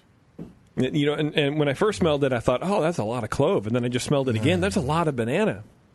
Yeah, that's what I like about that Weihenstephan yeast. It really brings out the phenols. Yeah, but it's not one thing or another. And they're balanced really well. Yeah, and then I smelled it again, and it smells like both of them now. So I can't get a beat on it. And I really balanced. appreciate that. And you have to kind of look for the one you want. Yes, which is great. It's which I like in any beer that has flavors, even a spice beer. It's over spiced when you don't have to look for it. It's like a choose your own adventure beer. Yeah, just whatever you want it to be. So what's the fermentation profile of this beer? I got the feeling you're doing something different on temperatures. Does this go into the tall tank for its primary fermentation? So this one was brewed, since it was brewed over there, is in one of their standard 10 barrels, which is very much like mine. We just did a little bit warmer. So I believe we did primary fermentation at 74, and then we finished it out at 76 to get it down to a 10-10. Okay. And that really brings out those phenols. When you do it, what they recommend, I believe it's 66 through 71, I think, or something like that from white yeast. I just find it doesn't give you the banana and clove, and it's just kind of muted. When you bring it up a little bit more, you get that. If you bring it up more than that, you get a lot of bubble gum out of it, which is what I found in Germany when I was there in October, is a lot of them had the bubble gum. So I did that for the last batch of Hefeweizen. I submitted it to Washington Beer Awards, and they went, no, that's bad, there's diacetyl. I'm going, that's not diacetyl, guys, that's phenols. But, okay, point taken. I will. They tasted something they didn't like. Yeah. Well, and its BJCP guidelines on that beer are a little outdated, in my opinion, for what they're brewing today in Germany. Oh. Well, you got the banana clove, you don't have too much of it. So I would like to balance it. Well, when you bring the bubble gum into it. Yeah. Okay. I'm not used. Yeah, even the dog agrees. I mean, that's when your dog can figure out what BJCP guidelines are supposed to say, then that's pretty much. That's a good dog. What do you think? I mean, bubble gum. I don't know. Do you get? No, I don't get that in the spirit at all. No, I don't think so. I've had beers where I did get it. Yeah. Yeah. Well, that one was done a little bit cooler, so you shouldn't be getting it in there. Yeah. That's a delicious beer. What's the ABV on this one? 7.1 or 7.2. Yeah. Man, and going against that Mexican lager, which is 6 or whatever, like to me, I would guess this is like 8 or 9. I don't know because of the body and a little bit more warmth, but it's still relatively dry. I mean, I don't know. These are came back down to a 10-10, and that's kind of our magic number around here. Yeah, that sounds like that's where they want to finish. Yeah, we've taken them lower and just not been as happy. We've done them higher, and I go within 0.2, so maybe it's a 10-12, but that gives me the results I'm looking for. Excellent. What's going on, Bev? There's styrofoam inside. Oh, okay. All right. Bev's pouring our next 3 beers here. What's this one? This is the bitter? All right. Talk to me about this bitter, Ross. I'm a sucker for Mexican lager, and I'm a sucker for English bitters. So this is 2017 Washington Beer Awards Gold Medal. Oh. This is, when I was a mechanic, I was exhausted one day. I went down and I picked up grains, and I bought the wrong stuff without realizing it. Yeah. Next day I woke up and I pulled out my system, my 15-gallon system, and I made beer. And it wasn't the color I was going for because I was trying to do a Scottish red. Okay. And I went, well, I'm going to ferment it because I went through the process anyway. Yes. But let's see what happens. And I did, and I went, oh, that's really good. And I looked back about what I bought, and I went, okay, that's an English bitter. And we've been making it better ever since. This one's actually lower carbonation. I did 1.8 volumes of CO2 to try to get a little bit more traditional. Still high for tradition, but I'm really happy with that. That's Maris Otter, so British-grown malt, and then we use British-grown hops in it as well. Tasty, what do you think? I think I like it. Now, you say you use RO water in the brewery? Yeah, we use RO water for everything, and I can dial it in to parts per million if I want to, or I can go to 0 and then build the water however I want to. So, unlike, say, the Hellas, you would use a different water profile than you would on this ESP, I assume, right? A little bit, but you... I've found that the 25 parts per million is pretty darn good. Now, we are actually starting to look into changing the water for stuff like Pilsner that needs a little bit different profile. Now, 25 ppm, you're talking about calcium or chloride? That's just going to be everything. Just a TDS. Content. Oh, I see. Yeah. I got you. So what do you like? Do you use like a calcium chloride and like on a beer like this that would you want to have a little more malt character in the background? No, that's all just that 25 TDS. I see. You're just getting it back to some reasonable water. Just put a little something in there. Yeah. Yep. But not too much. Okay. Yeah. I like that beer. Do you guys ever put it on cask at all? I'd like to. I just don't have the room to do a cask system. Yeah. Unfortunately, we're working with 1,450 square feet here, and we've got 54 barrels of cold side. And you have no space. You're probably in a fermenter right now. I could be. Just about. Well, so I mean that brings me up to the expansion plans. You're moving up to a 20-barrel system. You said where is that going to go? Are you going to build your existing space out, or just kind of no more break room?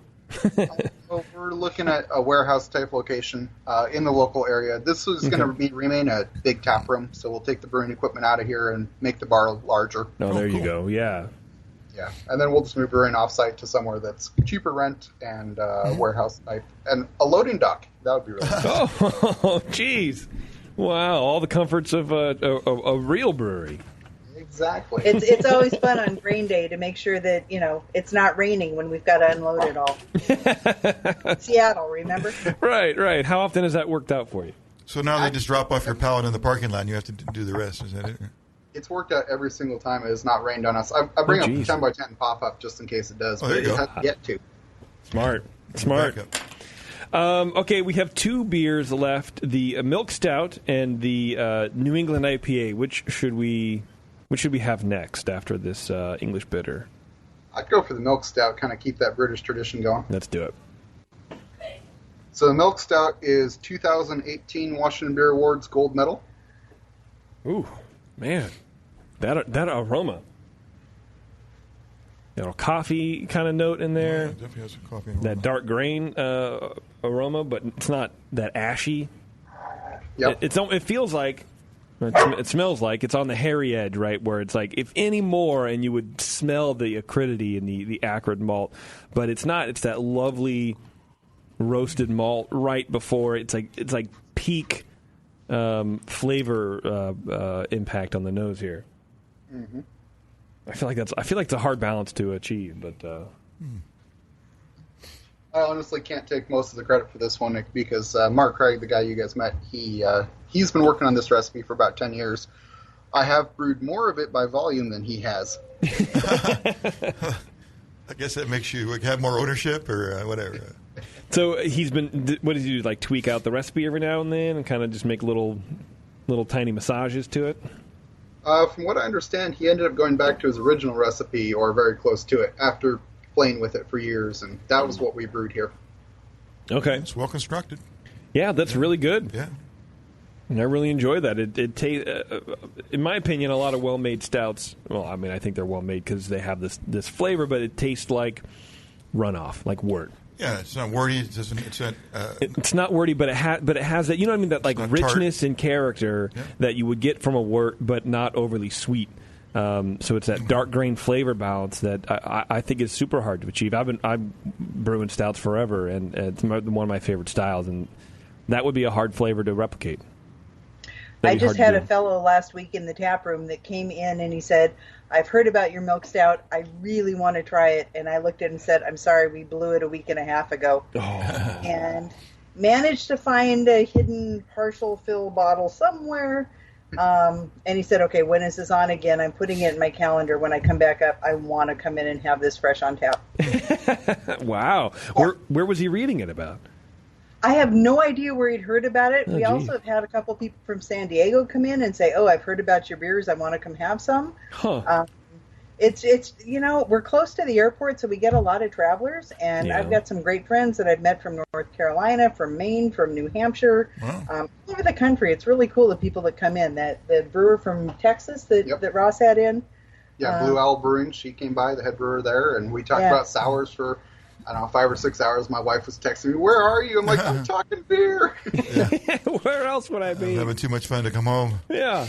Exactly. It is interesting with in this industry where it's it still feels kind of like a small industry, but it's worldwide. It's a small community, but it's worldwide. It's small enough that it's still fun to do those conversations with somebody that enjoying every minute like you. The Pink Boots tour that we did. We had a gal that owns a brewery in Melbourne, Australia. We had a gal from Canada. We had a gal that's brewing down in Peru and all over the country. And I mean, it's just really fantastic to have all these different people come together for this, 13-person tour. Yeah. Yeah, that's awesome. Yeah. All right, Tasty. Yeah. It's hazy IPA time. All right. Now, Tasty, here's the expert on hazy IPAs. I'm not an expert. No. You're the in-house expert. I have like a green light, red light on that. Some I like, some I don't. Yeah, well, as far as people in this studio, you drink the most of them. I probably do more than you, for sure. Nice aroma. How long have you guys been making a hazy IPA? We released it, I believe it was February. Mark Craig piloted it up for me. He was like, "We got to make a hazy IPA. We got to do it. I'm going, we're a German brewery, dude. He's like, "No, it's the thing. You're going to sell a bunch." Yeah. And so by May, he'd done, I think, 6 different test batches. Mm-hmm. He sat there and sampled them. I said, "I love it. Let's do it." Well, I didn't say I love it because I like German beers, but I said, "Let's do it." But I'm going to throw a twist. We're going to use Skagit Valley, so it's going to be 100% local Pacific Northwest beer. So it's all Yakima grown hops, Skagit Valley malt, and then we use Portland cultured yeast. Okay. That's a Portland yeast provider? I see. Yeah, Imperial yeast for that one. And where were the malts from? From Skagit Valley. Okay, cool. Wow. Well, you know what I like. The local. You put your spin on it, man. You make that beer style work for you and for your agenda. Which is exactly what I think we did. Yeah, I think so too. This is a good one. You got the green light. Yeah. Cheat. There you go. That's all I know. No, it doesn't have that aspirin character in the end, which I think a lot of them end up having. No, it doesn't, and it's not super velvety smooth. I mean, it is smooth. The mouth character is smooth, and it's I don't want to say creamy because I don't know a whole lot about the style, so I don't want to like mischaracterize it. But there is still a little bit of texture, I guess, for lack of a better term, in the mouthfeel, which I like. To me, the problem with one of the problem with hazy beers in general is that they're too creamy. They don't really taste like anything. It's kind of like they're muddled, so there's an empty spot through the middle of the palate. Yeah, and I don't like nice that. because you can taste hops through the middle. Yeah. Yes, which is part of the reason we still have a 60-minute edition. Well, it's really small 60-minute edition. Mm-hmm. We're using Magnum in there, watching and grow Magnum. Mm-hmm. Just because I wanted to help keep that IPA character, and I didn't want it to be muddled. I wanted to have the beginning. I wanted to have the end. Exactly. You want to have a finish in the beer, right? Yeah. No, that's great. Good flavors. So you do a lot of late edition hopping in this beer? Yeah, that's it's like a 4-ounce edition of Magnum at 60, and then everything else is Whirlpool, and then a giant dry hop, and it's Citra Cryo and Amarillo. Okay, the cryo hops. Yeah. Yeah, I contract brew for another brewery. I can't say who they are, but they were the ones that said, "We use cryo hops in this beer," and I went, okay. I hadn't wanted to buy those because they're stupid expensive, but once I had some in the cooler, I said, well, I may as well use them in some of my stuff too. Sure. Why not? Yeah, so I ended up spending, I don't know, $4,000 on an order of cryo hops the other day just because we're selling so much of that hazy IPA. Yeah. Well, how does that work out alpha beta wise? Isn't it like twice the alpha? I mean, it's 26.2 alpha. Right. So you said Citra, right? Citra. Right? Oh, yeah. So just normal Citra is going to be about half those numbers, right? Or less. Yeah. So you use half as much to get the same effect, right? And that'd be true. You don't get the vegetal out of it. And you don't get as much. You get bigger knockout. So you get more beer out because you're not putting as much vegetable matter in that takes away the beer. So I just wonder if a person ran the numbers in terms of like you get more beer. You get you can use half as much.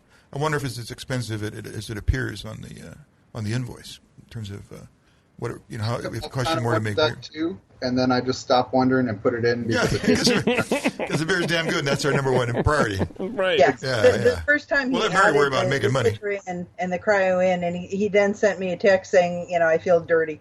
I'd go pull a Cuban cigar out of my stash and smoke that down. Right. But now tasting it, you feel clean. Yeah. Exactly. And I've had a lot of people say, okay, I don't want those fruity beers. I don't want this and that. But I want an IPA. It's like, well, okay, we've got 3. I'll describe them and hand them a sample of each. And like, oh my God, I want this one. It's like, well, that's kind of the citrusy one. Like, no, this is so clean. This is so just summer and amazing and wonderful. And yeah, we sell a boatload of it. Good. Well, your taproom customers are some lucky people. I think they're getting some good options when they roll in there. Well, thank you. Yeah, absolutely. And, again, diversity is the key in a lot of things, but I think it's none more important, but than the tap room, than the brewery. Why, craft beer fought for long and hard, to give people options, and then you roll into a brew pub or a brewery or even a bar, and it's like we have 20 taps and 10 of them are IPAs and the other 10 are pale ales. Like, well, that's not really okay. Let's get something going. And around here, especially in the wintertime, 10 are IPAs and 10 are stouts or porters. Which I love stouts and porters. I don't do IPAs, but I would get bored after the second stout. I'd be like, okay, I want to go somewhere else because there's nothing. But I am not, and I've conceded this many times, I am not the average beer drinker. So unfortunately, because I love this Helles and I wish it was everywhere, like I said, but it can't be because like you guys have discovered, there's not a whole lot of market for it. But you know what? You guys are making beers that you want to make, and people are coming over to your side slowly but surely. And I think that's what grows this industry more than 25 taps of hazy beers. Diversity.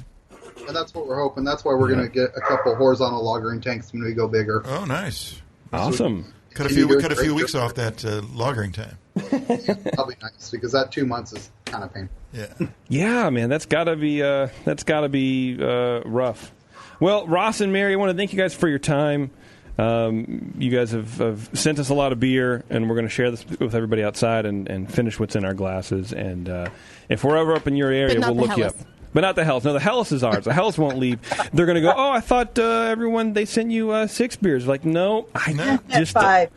On the Helles broke. Yeah, I don't know. Yeah. Sorry, never guys. Made it. Yeah, never made it. And then maybe the Mexican lager, there's a little bit left. I don't know. We'll see. But Four Generals is the name of the brewery. Renton, Washington is the city and state. And Ross and Mary are 2 of the people who are making it happen. So if you're up in that area, be sure to swing by, check them out, and drink that Helles. And everything else, to be honest with you. Just sleep there. They will, Ross and Mary will drive you. It depends on how big your party is, but they will drive you to their individual homes, and you can stay there for free. Or if not, there's grain in the back. It makes a good bed. Yeah, maybe. All right, guys, we'll let you go. But again, I really appreciate it. Beers are turning out really good. Thank you so much for having us on. We really exactly. appreciate it as This well. has been great. Awesome. Good. Glad you liked it. All right. We'll talk to you guys. Thanks, guys. Bye. Yeah. That was cool, man. Nice. That was also brought to you by, not oddly enough, but appropriately enough, I suppose, the American Homebrewers Association, which is, as you know, a community of more than 45,000 individuals who share a common passion, beer. Since 1978, the AHA has promoted and advanced the most delicious hobby in the world, providing brewing resources, supporting homebrew-friendly legislation, offering exclusive member details at breweries and homebrew shops, and hosting one-of-a-kind events like HomebrewCon and the National Homebrew Competition. Join your beer-loving peers at homebrewersassociation.org. Man, putting HomebrewCon and then National Homebrewers Competition in the same thing, it just reminds me that it used to be NHC, and I like that better. Yeah. It was confusing when they had it was 2 NHC events in the same place. Yeah, it was same true. Time, right? It was true, and then I feel dirty talking about NHC, meaning the competition, because I feel like I shouldn't say that anymore. It's a whole thing. I wonder if they're going to keep it. I guess they have to, right? They've invested a couple of years in that. Oh, now, for right? sure. Yeah, there's no point. It's it's hard to get something to catch on. So starting over again would be kind of silly. Yeah. Hey, I see your shirt. The Suds Duds Society Yeah, I'm wearing shirt. a Suds Duds. Yeah, they gave this to me. It's a nice shirt. Great feel. Fits good. Awesome. Well, that is the brewery T-shirt membership, where members receive a T-shirt, beer merch, and a home brew recipe from a different brewery each month. And a portion of each membership goes to the highlighted brewery and to sponsor a local homebrew club in their area. So it's not just a company making money on someone else's, homebrew recipe, and then you get a T-shirt or whatever. It actually goes back to the community and back to the people who help make it all possible, which is very rare these days. So join the society in the month of July to receive 2 additional pieces of throwback beer merch and homebrew recipes with your first brewery package. Go to sudsdudssociety.com and use promo code BNARMY at checkout, and you get a discount on top of all that other stuff. It's kind of like a subscription box for beer lovers. Yeah, you're absolutely right. Yeah. I'm drowning in live reads right now, guys. Fucking Just keep swimming. Yeah. What about that? So, well, and part of the problem is me, and I can't focus. I feel like I should have a producer to help me. Don't be rude. To help me go through. Speaking of being rude, cut her off now. Bev dyed her hair, and it looks really good. She came to my house the other day for our Ears Up recording, earsuppodcast.com, and everything Disney. It's a lot of fun. And this hoe had blue hair. She had blue hair. She kind of looked like that broad from Are You Being Served? Blue's common. I see a lot of blue hair. I just don't see it on Bev. That's all. No, it's not. No, it's not. But I wish it was. No, it is blue. No, but it's not. It's not a look for Bev, for sure. It's You blew yourself. I blew. Man, no. Abby wants to be this character from this cartoon for Halloween, and she keeps asking me to dye her hair because her cousin, who's quite a bit older than her, dyed her hair for last Halloween. And her cousin's 89. She thinks that I'm as crazy as her mom. You're a parent, but no is a great word as a parent. Well, but I was like, okay, so I found this shampoo and it's color depositing and it's temporary. So I was like, okay, so it's temporary. We'll try. I wanted to try it out on myself. So it's not dye, it's shampoo. No, bitch. This is dye. I've washed my hair 9 times. I'm using most clarifying. My hair feels like straw. I've washed it so much. Oh, and my bathtub is blue. My hands were blue. That's the song that Sam keeps playing. It dyed and stained everything. I mean, it's gradually cleaning up and washing off and washing out. My scalp was blue. My ears were blue. We will not be putting this on Abby's head. Yes, well, good for you to be a guinea pig. But I'm also really glad I tested it on myself. So for now, my hair's just blue. Before I go any further, are you a professional brewer? Are you planning on submitting beer to JBF? As you're preparing your next medal-winning recipe, send some of your finished beers to White Labs for the next big QC Day and save on a bundle of analytical services. All you need to do is purchase a big QC Day test kit before August 6th and get your sample submitted before August 20th. White Labs will test your beer for IBUs, alcohol content, a whole bunch of other stuff. Go to whitelabs.com/bigqcday.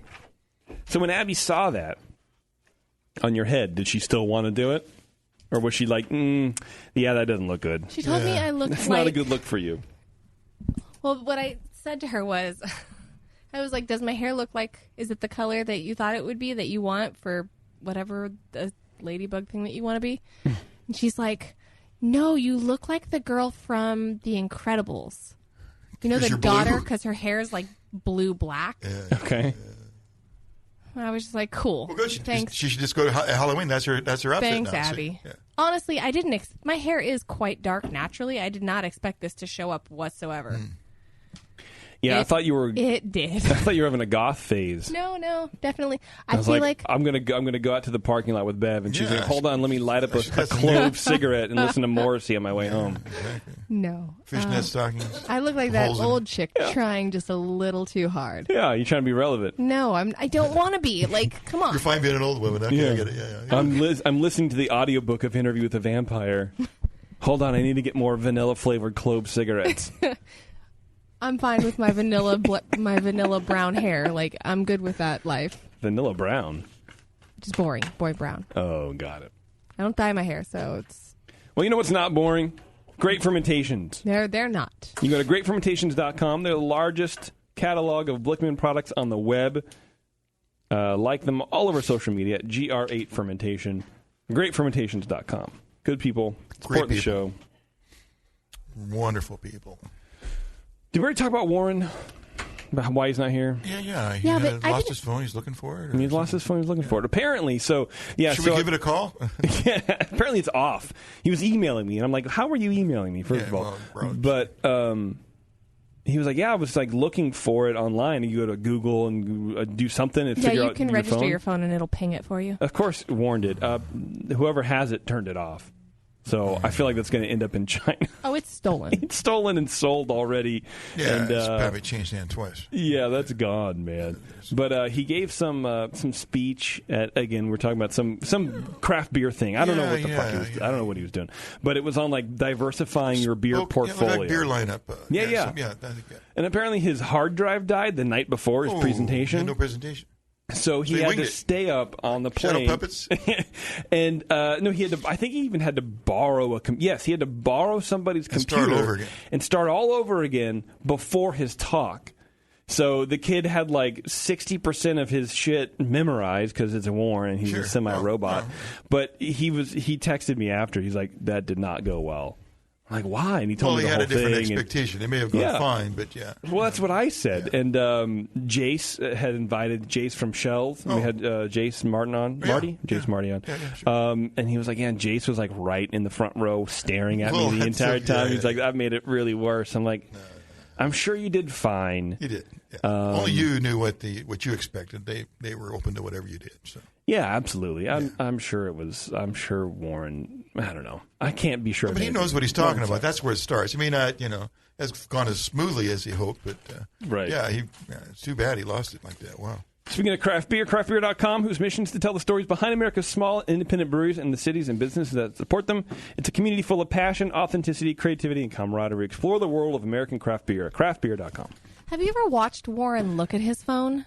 Oh, yeah, I don't want to pick on the kid. Well, no, I just want to say, why didn't he bring a laptop?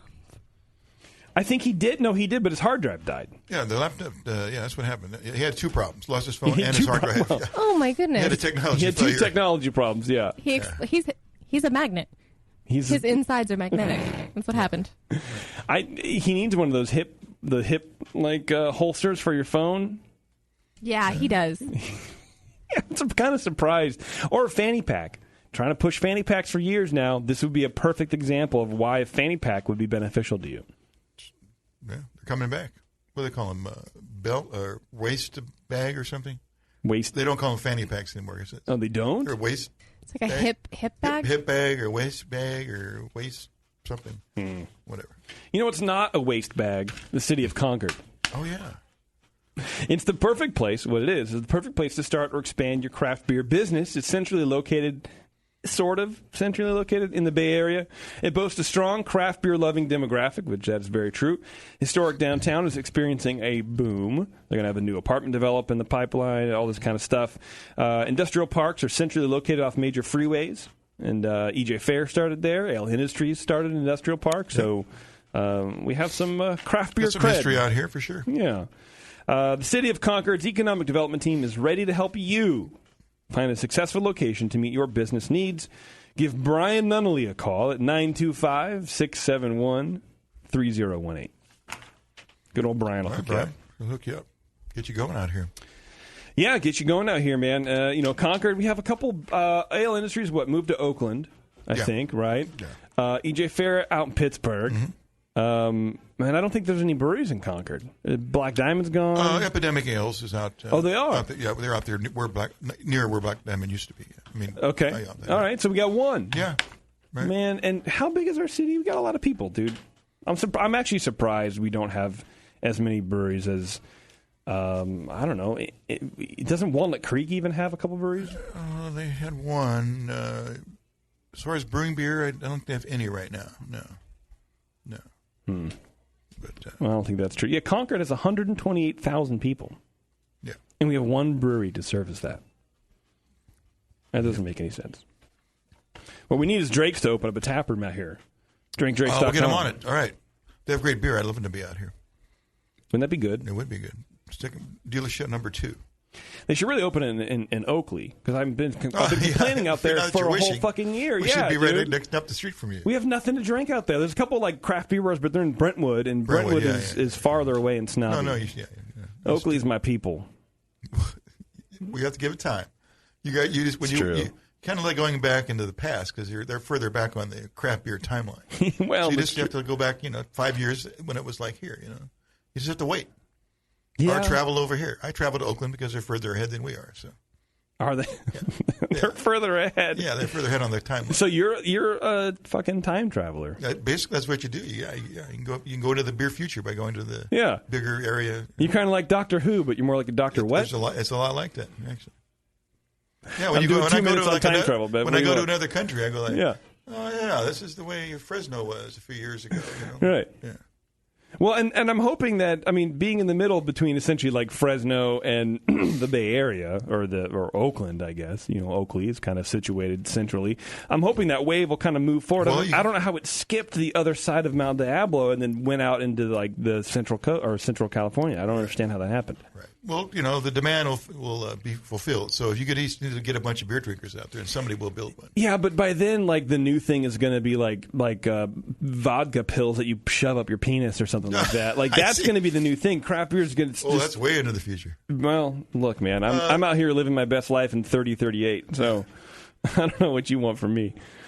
Yeah, I'll bring you some next time I go. There you go. I'm due for a trip soon. Yeah, might as well. Here, take this. It's called pee-holing. It's fucking amazing. You'll love it. Yeah, no one knows. You like the delivery system. Yeah, Elon Musk's robot head does it. It's fucking amazing. Okay, we should get that guy into doing something about beer. You know what's great about beer is Beersmith. You go to beersmith.com, 21-day free trial, great software. Learn how to, what do they do over there, Tasty? Does it all. You can do complete recipe development. I know what he does. I'm just putting you on the spot. He's got a lot of education on his website. You should check that out, too.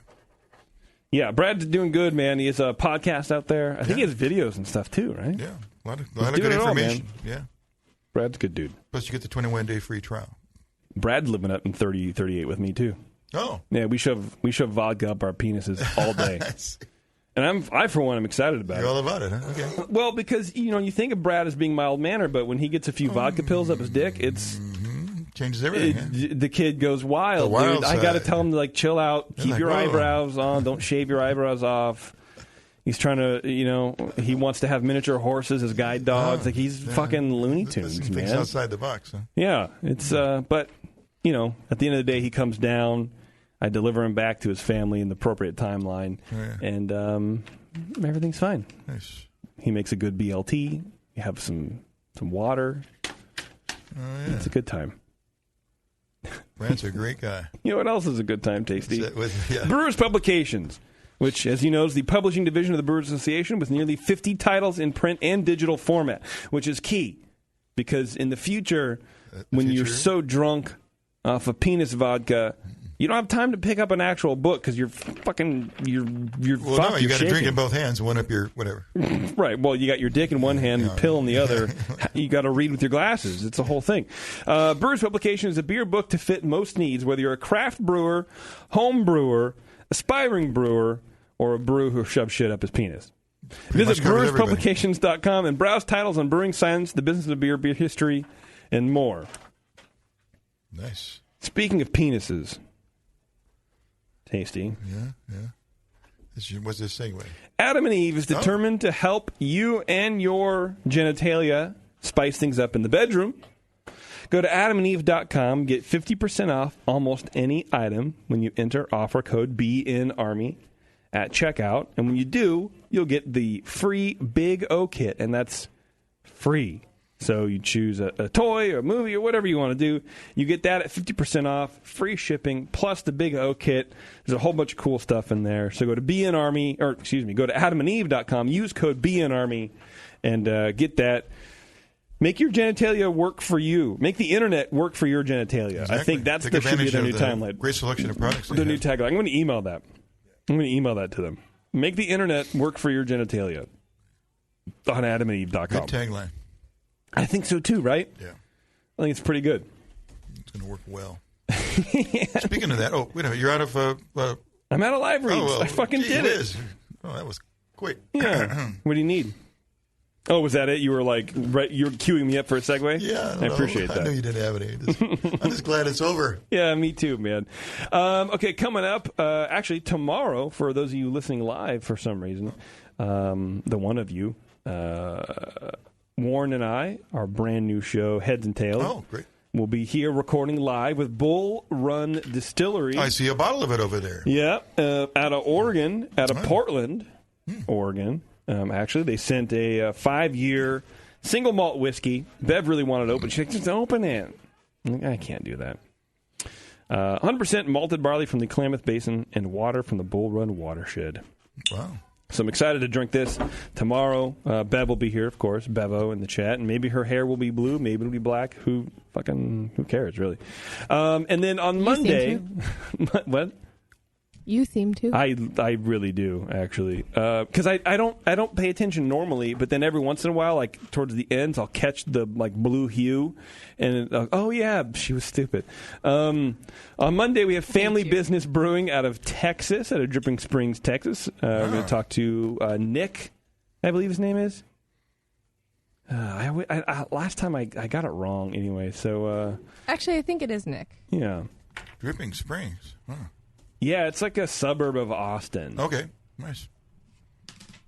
Nate, it's Nate. Nate. Jesus Christ, dude, I'm stupid. Sorry, Nate, if you're listening. If you're not, sorry, Nick.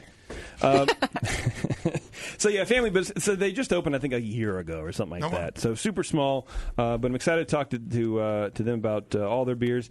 Then there's an off week going on, and then afterwards on the 20th is Imperfect Produce, where we have basically they're what they say. They're a produce company. They're a produce company that sells imperfect produce at a discounted rate. So it's basically just not wasting food, which I think is really cool. It's selling all the produce that supermarkets won't buy, but they've partnered up with some local breweries. Oh. So actually I think we're going to have one in the studio as well. Freewheel, is that what Freewheel out of Fremont? Yeah, we're going to Freewheel out of Fremont in the studio also. They are collaborating together on a beer. Oh, great. Well, is it called collaboration if they just buy fruit from them? No. Well, okay. They're doing things. Freewheel. And Freewheel is great because they do a lot of English traditional style casks and stuff like that. Yeah, that's a great brewery. Yeah. And then I think we're also just going to have some other samples of beers that are just on the market that have used this produce company. Great. That'll be cool. And then the following Monday, on August 27th, Armistice Brewing will be here. And out of Richmond. Oh, shit.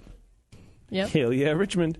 And then I've been told that Nate Smith is going to make a rare be-in appearance sometime before, he says, before mid-August.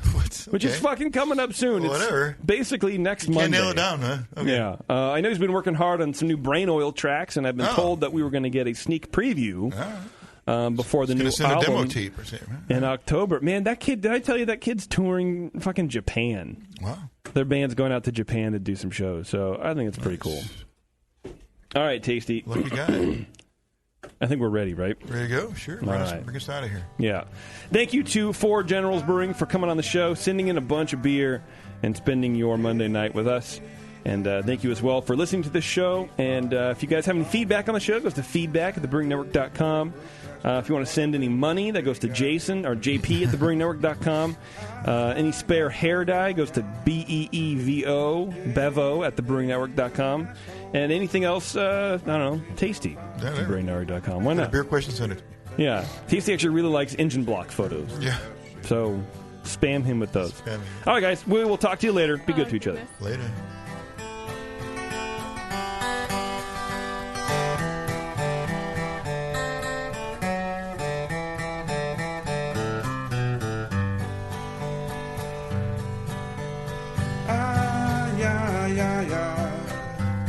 JP's an asshole.